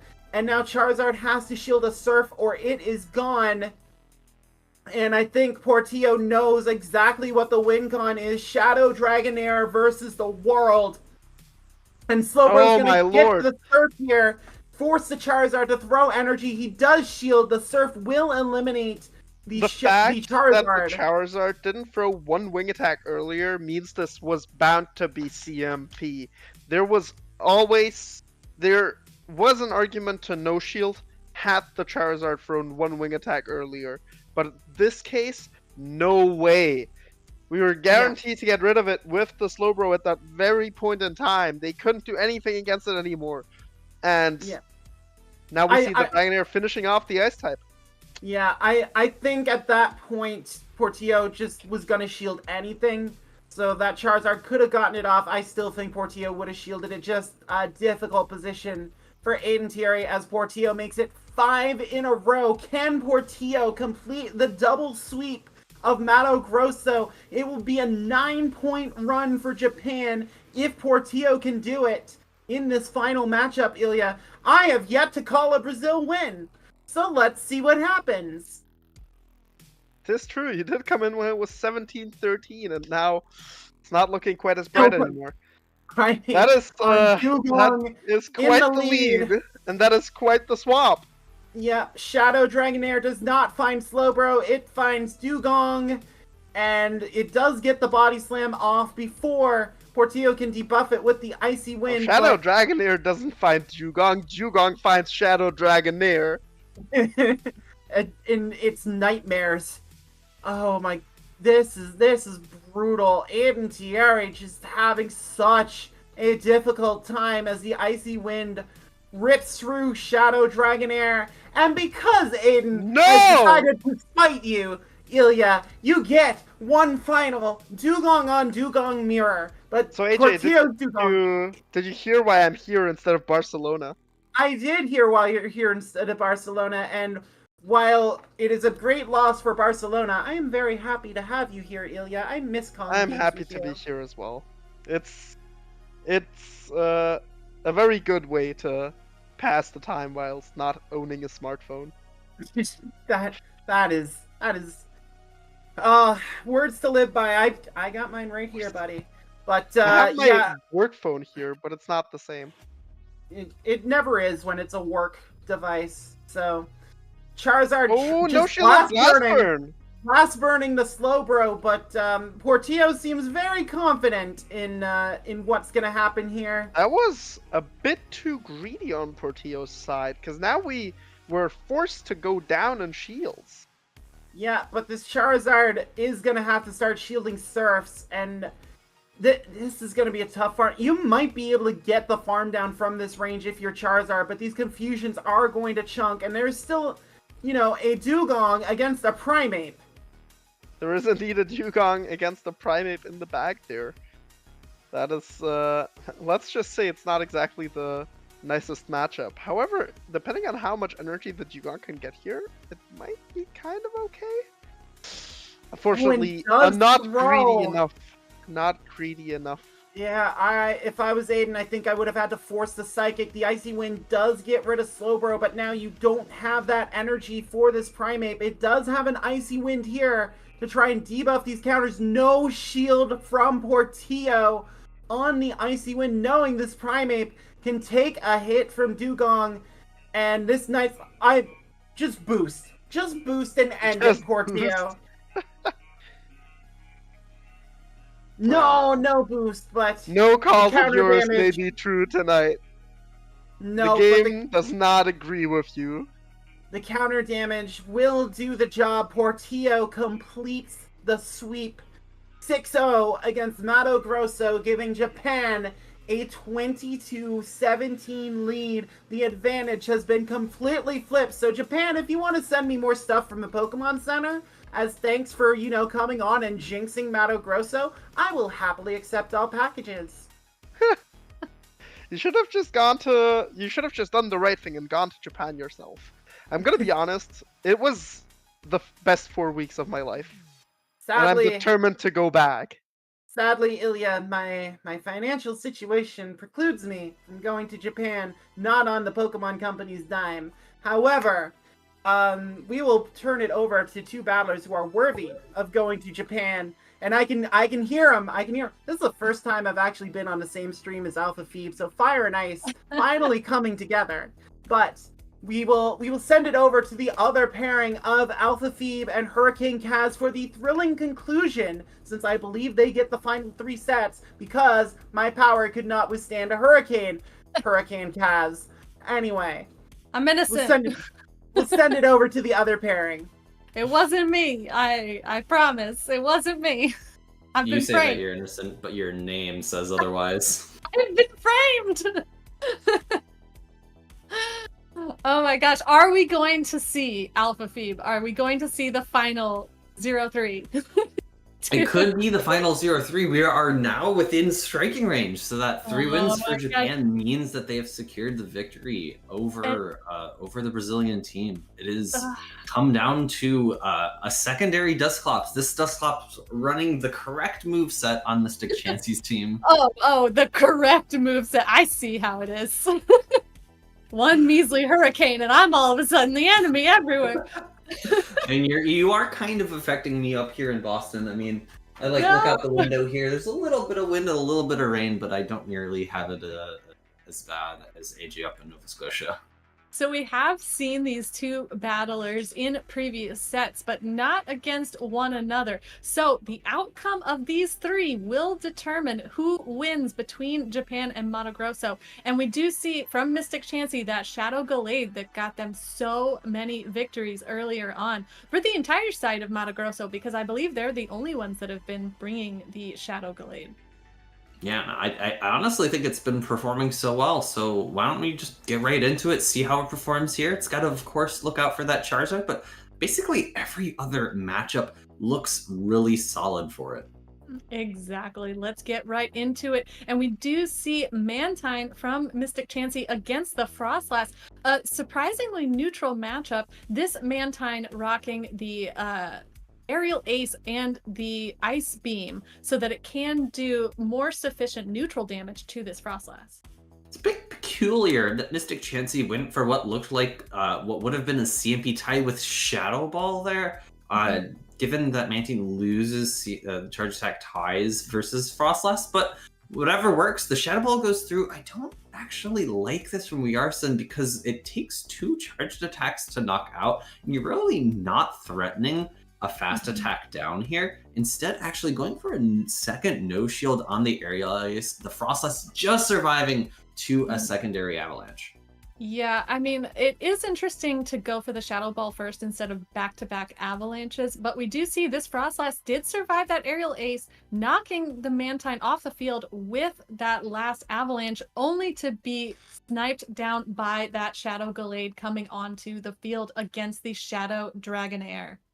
And absolutely no surprises here with the Leaf Blade being thrown, given how much fast attack damage is being put out by those confusions. And look at how much a no-moit effect does Leaf Blade does against that Shadow Dragonair, actually barely surviving with 1 HP to get off this Aqua Tail. It should have been the Body Slam, but pulls a shield either way.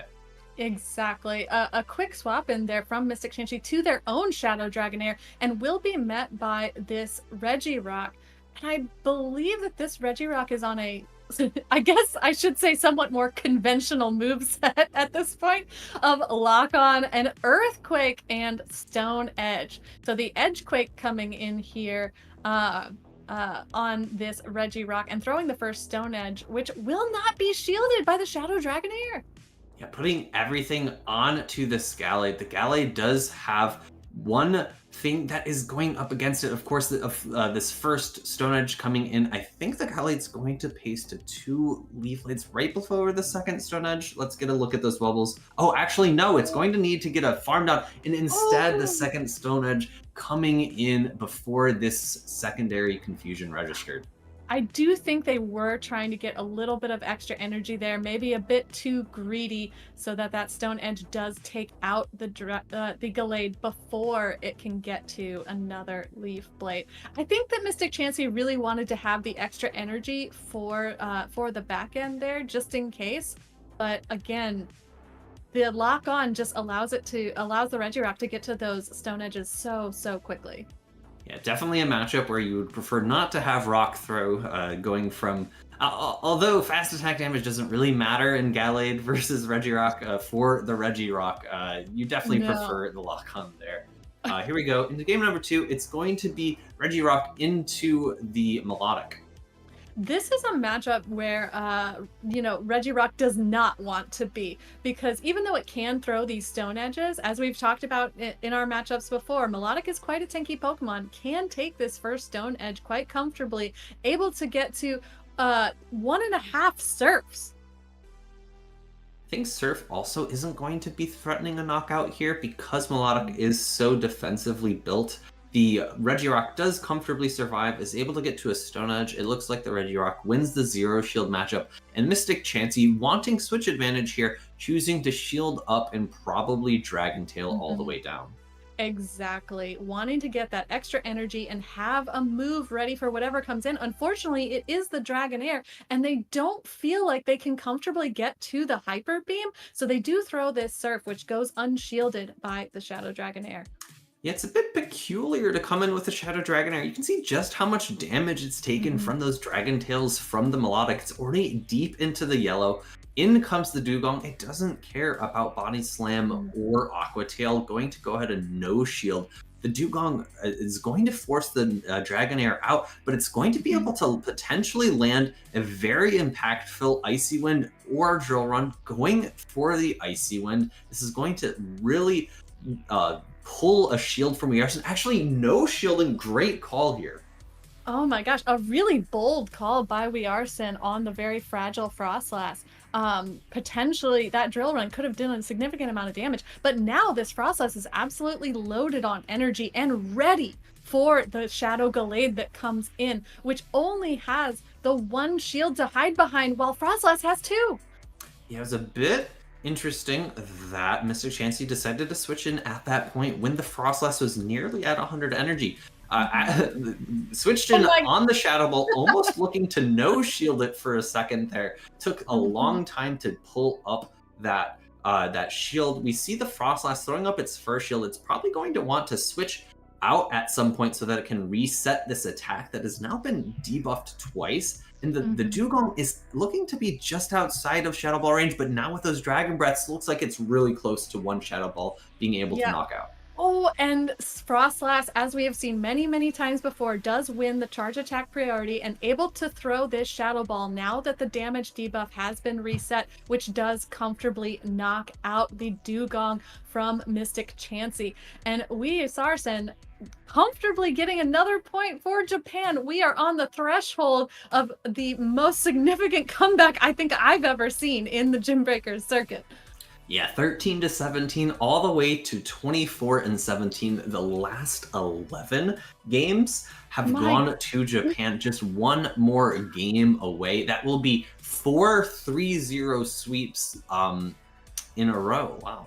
Wow, incredible. So we see another really interesting matchup here with the Regirock from Wearson against the Shadow Gallade, which is going to be able to get to the energy for those Leaf Blades pretty quickly, but not before this Regirock throws its first Stone Edge. Yeah, it's so curious that the Gallade went over Leaf Blade energy there, given that a Leaf Blade would have really threatened the Regirock to want a shield, and the Regirock didn't throw its Stone Edge immediately, so you would have been able to get your charge attack off first. Instead, going into the Dragonair, it still does quite a bit of damage, and we see that it reaches a second Leaf Blade before the Dragonair is able to reach its first charge attack, looking like, finally throwing up a shield into that second Leaf Blade that would have knocked out that Dragonair. Yeah, I bet that Mystic Chansey was trying to anticipate a potential safe swap from Wearson, since that's not a great matchup for the Regirock to be in. So that's probably why we saw a little bit of an overcharge there. And now the Shadow Dragonair has come out from Wearson, but the Shadow Dusclops is waiting with the Ice Punch ready for this dragon. Yeah, and I think the Dusclops has a little bit of excess energy. However, the Regirock is loaded, but it does not throw before the Ice Punch. This shouldn't threaten a knockout. Dusclops is incredibly bulky, not very attack weighted. However, if it was a Poltergeist, it would have. Just saying, hashtag just saying. But Regirock does finally throw the first Stone Edge here, but I think that Mystic Chansey threw the Ice Punch because Dusclops basically has done its job now. It doesn't really need to overload on energy. It just needs to kind of soak at least one of those moves from the Regirock. But now the Shadow Gallade chooses not to shield this next Stone Edge. And it's going to be actually just not quite enough to knock out. I forget if that Gallade had a Leaf Blade stored. In comes the Mantine versus the Frostlass. It'll be curious to see if Wearson plays this any differently from the previous time. Previous time he went for Shadow. They went for Shadow Ball into Avalanche. I'd like to see Avalanche twice here. We do see Wee Sarsen overloading on energy a bit, and this time indeed throwing the first avalanche instead of the shadow ball, having 2 ready, but Mantine is so thick that it does not even have to shield that first avalanche. Yeah, and the difficulty in the one shield matchup here is now that the aerial ace energy has been lowered, it's going to pace a little bit quicker than the Frostlass to this third charge attack. And it looks like another charge attack tie here from the Frostlass into the Mantine. Mm-hmm. And Mantine has gotten to that aerial ace, and Frostlass is in aerial ace range, so will take this one without a shield to protect it. And I do think this is enough to knock out. So Regirock has a little bit of health, but it's not going to be nearly enough. So we do see Mato Grosso finally taking a point back. So not the entire sweep that maybe some people were looking for, but us as casters, we love to see close battles. We love to see close matchups. So we are going to be able to push it on to one more set here, going or potentially 2, depending on how Brazil does. Japan only needs 1 more game win here. It's going to be O River or O River. I'm not sure how to pronounce that, versus Paulinho again. I believe we've seen both of these battlers already. I think it would be impossible by now, for us to not see anyone by at now, this point. We're reaching the end game where everyone is getting another shot. Like, okay, come on, let's go. We gotta keep it rolling. Because the next point for Japan will secure victory. So Mato Grosso really has some work to do. But we have seen Paulinho Tad use these Pokemon before very effectively. Although once again, we don't see a very strong answer for that Slowbro over on Oriver's side. Yeah, you read my mind. The Slowbro looks so strong, having super effective damage against the Muck and the Shadow Poliwrath, and being able to hit everything else for neutral. So let's go ahead and get into this set here and see how Paulinho is able to deal with that Shadow Slowbro. So we only have footage from Oriver's side, and we do see the 2 Water Ice Titans against one another, but a quick swap to that Shadow Slowbro. Using the Slowbro as a safe swap is a great call because once again, as we both pointed out, there's not really a strong answer on Paulinho Tad's side. So you're kind of forcing their hand a little bit here. Show me what's in the back. Show me what you've got to deal with this. And it's a bit of a bait from a Reaver because the Primeape is in the back looking to potentially match up against that Dugong later on in this match. And although the lead matchup was very neutral, this now actually provides a River, I think, a pretty good spot, being able to force shields out of the Shadow Dragonair and potentially come in with the Wall Rain later on and get an immense energy advantage from this matchup seems really, really strong. Yeah, that's a great play from Oriver. Letting that Slowbro do a lot of neutral damage, soak some moves, and getting energy on this Wall Rain could prove to be invaluable now that they have gotten both shields from Paulinho Tad. And as you see, the Body Slam really doesn't threaten the Wall Rain all that much. Very comfortably going to be able to no-shield this second Body Slam here. I think it would be to Paulinho's benefit to potentially try to switch out of this matchup, but being unable to. We see Oriver trying to switch into that Primeape, and it is unfortunately going to be the Mantine in the back, so I think Oriver is just praying for a boost. Unfortunately, the Primeape really did not have anywhere to go against Paulinho's third Pokemon. Yeah.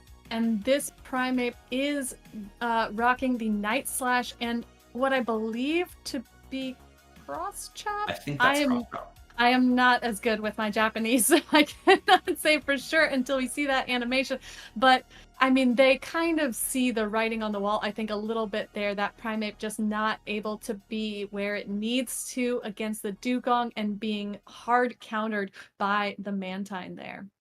Yeah, and the Wall Rain just doesn't quite have enough gas left in the tank and is going to be wing attacked down by the Mantine. The Dugong, of course, still had quite a bit of health left. It could have potentially thrown an Icy Wind and Dip, before switching out so that the Mantine was a little more comfortable in a situation where maybe the Primate did get a boost. But all in all, I think Paulinho was in very good control of that matchup, although I think Oriver did have a very good idea.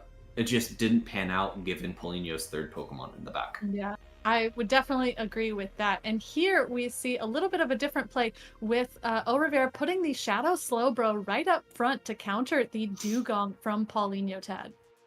Yeah, leading your strongest Pokemon or saving in the back are both good ideas. I think here we see a very polarizing backline for Oriver trying to win switch advantage with this Slowbro so that he could potentially line up the Primate or that Walrein against their key targets.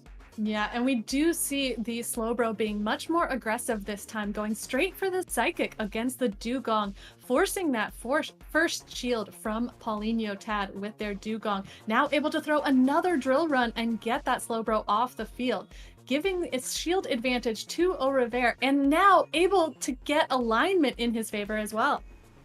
The one interesting thing going for Paulinho, of course, we only have one side, but my guess is it's going to be a Shadow Dragonair in the back. And this Mantine swap in is going to shore up that matchup a little bit, no longer having the Ice type versus the Dragon type. And we have seen Oriver's moveset. It is not Ice Punch, so he does not have an option to really threaten that Dragonair, forcing a shield. Night Slash does a ton of damage, but it is not super effective. Yeah, exactly. But saving 2 shields for that Primate might prove to be a good strategy as well, because the fast attack damage from counter alone really stacks up against the Shadow Dragonair, as we've seen in many of these previous matches. Yeah, I think saving shields for the Primate is the play. The one thing is you want to make sure that your Walrein survives, because that Dugong, I'm not so sure about the second shield, but I'd like to at least one shield in this matchup, because making sure that your Walrein survives is going to be very important for removing any attack debuffs from your Primate in the future that come in from this Dugong. We see the Earthquake actually from the Walrein trying to either pull that last shield or secure a knockout into the Dugong. It's actually just shy, and then simultaneous swap from these two trainers. Yeah, and now that they've given up both shields to maintain some health on that Walrein, this Primate has a lot of work to do without any protection. So we do see the first cross chop being thrown, going for that same type attack bonus instead of the potential buff from Night Slash. And now the Dragonair forced to throw energy before the Primate can throw another move. It's a bit peculiar to not go for the Night Slash. I think the boost would have been really impactful, but we're going to see that the Walrein is going to just get outpaced to this final charge attack. Paulinho securing another victory here by the bare edge of his seat. I have to imagine, we of course can't see his side. I have to imagine he just got to that body slam at the very end there. Exactly. I think you're exactly correct on the energy count there. It's like he saw all these victories from Japan against his teammates, and he was like, all right, hold my drink, and is now coming in fully ready to get, it looks like what might be another 3-0 for Mato Grosso, which would bring our point total incredibly close once again. And here we have our final matchup between these two battlers, and this is finally where Primate wants to be. So we see a quick swap from Paulinho Tad into the Mantine, and Walrein coming in from Oriver.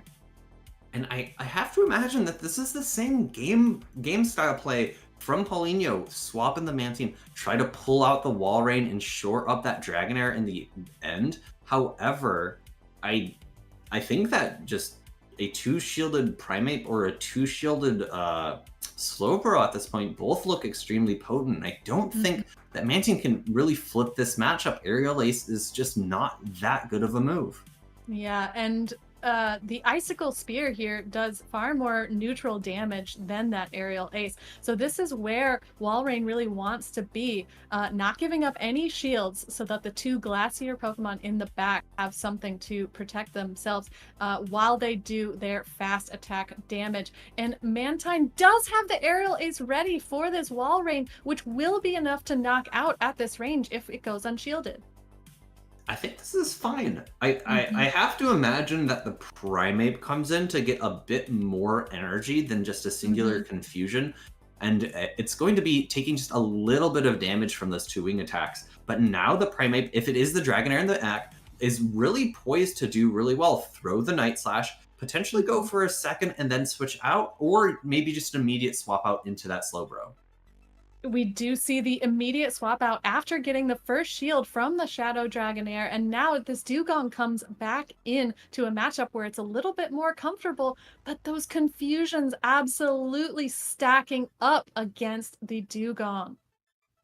And it's a really tough spot for Paulinho. He's only got 1 shield left, and it's going to be a no shield onto that Psychic. That does so much neutral damage. We're going to see, I would like to see a bait. It is an Icy Wind. That is a great bait call from Paulinho, really knocking down the amount of damage that these confusions do. However, if I'm a Reaver, I'm just throwing up another shield here. The Dragonair is not that healthy, and it is a drill run this time. Maybe a second bait would have been great, but it would have been a devastating no shield called if a Reaver no shielded there. But the Dragonair is so low on health. It's got to contend with a very healthy Slowbro as well as a very healthy Primeape.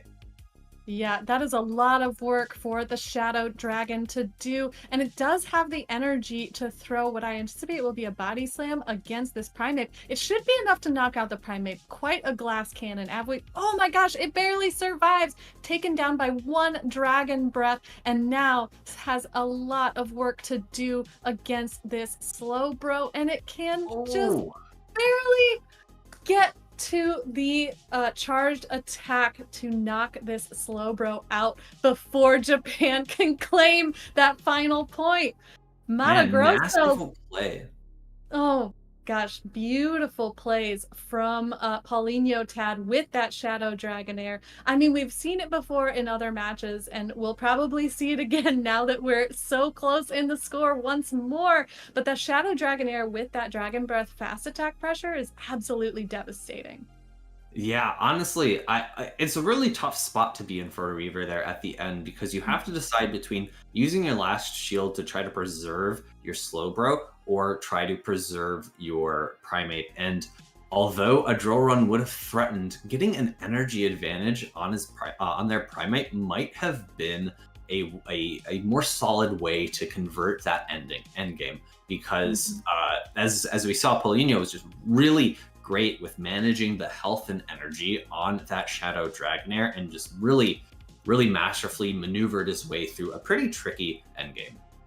Exactly. I mean, these are 2 very skilled battlers in the Diamond division, and both of them absolutely pushing all the right buttons to get that match so close up until the very end. So now we have 24 points for Japan and 21. Paulinho Tad bringing it back up to 21 for Mato Grosso. So we are going to have 3 more sets of battles here. Overbear staying on the field with that Shadow Slowbro, and now we have Spudoid coming in with a kind of fresh team I don't think we've seen before.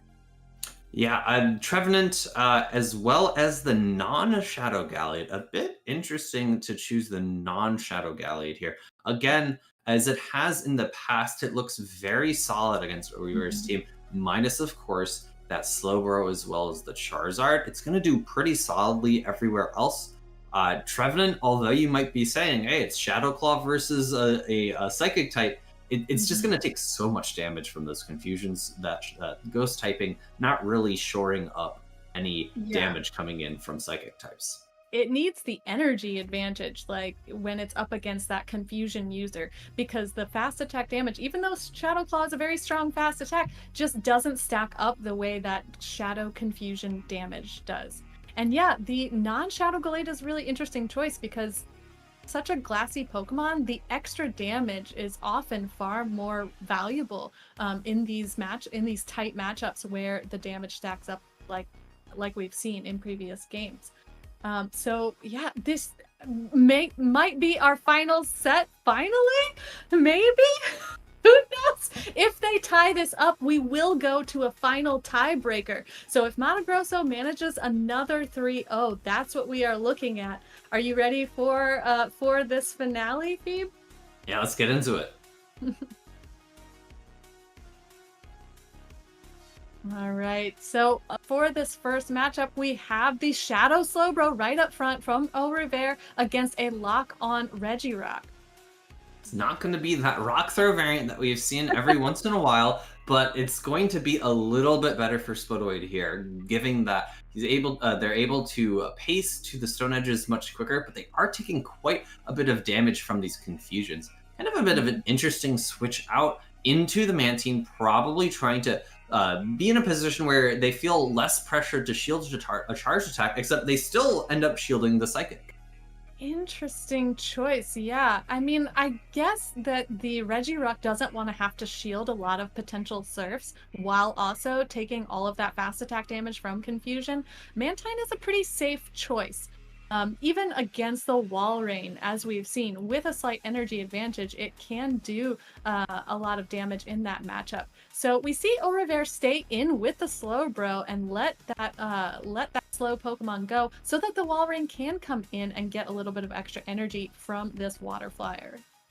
It's a bit interesting to see they both are over farming. It looks like what was a charge attack tie here. The Icicle Spear is going to come through. I don't think it's quite enough to knock out. The Mantine just hold on to be able to throw this aerial ace, and it's going to be a nice powder snow down for Oriva here. He's going to come out of this. They're going to come out of this matchup with quite a bit of energy. Actually, opting to switch to the Dragonair to snipe down that Mantine before it gets off another aerial ace. Interesting choice. I mean, really wanting to get that Mantine off the field and start stacking some energy onto this Dragonair. They will outpace the Regirock to this first Aqua Tail, which is going to do a significant amount of damage, but as we've seen before, it won't quite be enough to knock out even at this range. But the Regirock does choose to give up the last shield. Yeah, if the Regirock... actually opting to bank both of those... what could potentially be two Stone Edges, switching into the Trevenant. The Trevenant actually walls off all of the energy from the Dragonair. It doesn't wall, of course, the fast attacks, but Aqua Tail as well as Body Slam are both resisted or double resisted by the Ghost as well as Grass type of Trevenant. Not actually throwing any charge attacks there, maybe recognizing that no Shadow Ball could be reached. I think maybe a Seed Bomb bait potentially if it pulled a shield. However, without both sides of the video, I don't know how much energy that Trevenant had at the end there. Yeah, exactly. I think it needed to get to multiple attacks and just didn't have time while under the pressure from the Dragon Breath fast attack from that Shadow Dragonair. But I think that does secure our last point. No? Was this a... Okay. See all the battles. So, right. so we're still gonna see all the battles here. So we have our next matchup between the Shadow Slowbro in the lead for Au Revoir against the Mantine from Spodoid. Yeah, and this is going to be a Trevenant safe swap, and gotta get that Shadow Slowbro out of there. It's going to be taking super effective damage from those Shadow Claws. And this is a matchup that's super reminiscent of the Play Pokemon Season 1 early on, Trevenant versus Walrein. This used to be a very close matchup because they used to pace to their charge attacks at the same time. Well, actually, way back when the Icicle Spear was still at its low energy cost, it was 5 and then 4, so Walrein would slightly outpace. Now Walrein outpaces again because it's 5-5 and now Trevenant is 6. An unfortunate charge attack tie there from Au Revoir. Not necessarily, maybe losing a bit of track of that Trevenant energy, because if they had thrown a bit earlier, they would have been able to get the Icicle Spear off before the Seed Bomb. Yeah, exactly. The timing has changed so much over the course of the last few seasons that this matchup is not so clear cut as it might have been at one time. But the Trevenant did come in a little bit earlier than the Walrein, so has quite a bit of extra energy, able to get a shield off of the Walrein and then throw the Seed Bomb, getting the Walrein off of the field so that Dugong can come in against this Slowbro that has so much energy it can go straight for the Psychic. Yeah, I like the Psychic Throw. It's a bit peculiar to come in to the Slowbro with the Trevenant there, and opting to bank a Surf. I like that. The Surf would not have been very effective against this Dugong. However, the Dugong is now loaded on energy, and this Icy Wind is going to do so much damage to the Dragonair. It's not the best charge attack in the world, but it's going to put it in range so that actually, I was going to say 3 ice shards would knock out. However, another Icy Wind is reached. This is going to be able to knock out the Dragonair, and the Slowbro is on 1 HP and 3 turn fast attacks damage. Their damage comes in before the 4-turn confusion, and that means that the Dugong is going to take that game. Yeah, the move timing. Yeah, the move timing there just proved more advantageous for that Dugong. And so we do have our last point secured. No tiebreaker needed. Japan getting to 25 points first, securing their victory in the Diamond Division.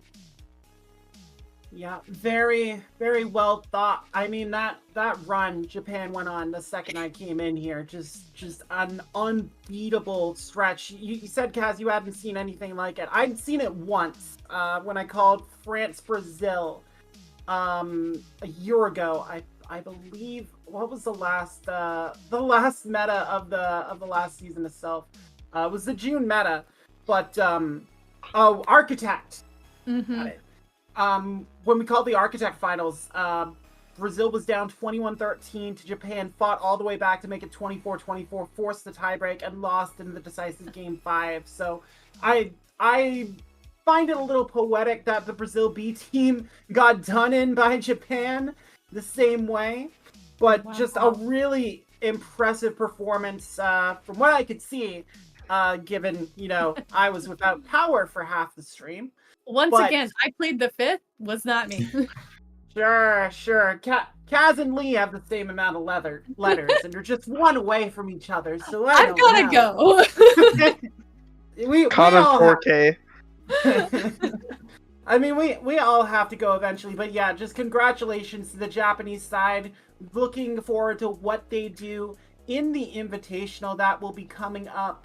And we're going to have one more Vanguard matchup for you all. It will be the Master Division final between Sardinia, which is the Italy B side, which won the second group in the Master Division, and Spain. And if you are a follower of Gymbreakers and Spain, you know how loaded that squad is. Vani, Polisha, Andres. So many talented battlers on the Spain side, although I think Andres is on Madrid. But there will be hot action coming on Sunday at the same time, and this hurricane should be gone, so I will be here. But what about this hurricane? This hurricane, sorry. Is this hurricane going to be gone? Yeah, I will not be believe casting she's tomorrow, not. so AJ should be safe. I mean, Okay. It wasn't me. I once again right. professed my innocence. We'll see. If Kaz is here in my place tomorrow, you know what happened. Yeah, anyway, I do want to go around. You get some final thoughts, get some plugs in, but we're going to start with the Gymbreakers rookie, and I say that in the only sense, as he is the one with the play Pokemon experience on this panel. Excuse me. Excuse? Fine. North American play Pokemon experience. Thank you. As we all know, Europe doesn't actually exist. Europe of our imaginations. Europe just got. Oh my god! Shots fired! Shots fired! Discovered today. It just got discovered today by the Pokemon Go stream, so that's why Barcelona was live. Anyway, the pride of North Macedonia, Alpha Phoebe. Tell the people where they can follow you, where they can find your work. You can follow me on twitter.com/alpha. X.com. I refuse to say x.com. No, exactly, Phoebe. Solidarity. And, like once every 3 months on twitch.tv/alphafeed, but also on Wednesdays I attend a D&D session on twitch.tv/EmpoleonDynamite that's hosted by Matthew/PvPoke himself. So while I've not been streaming on my own channel very frequently, I've been there basically every week. Definitely worth checking out. I mean, I know my girlfriend Mira is a big Critical Role fan, so definitely worth checking out if you're interested in that sort of thing on Empoleon Dynamite's channel.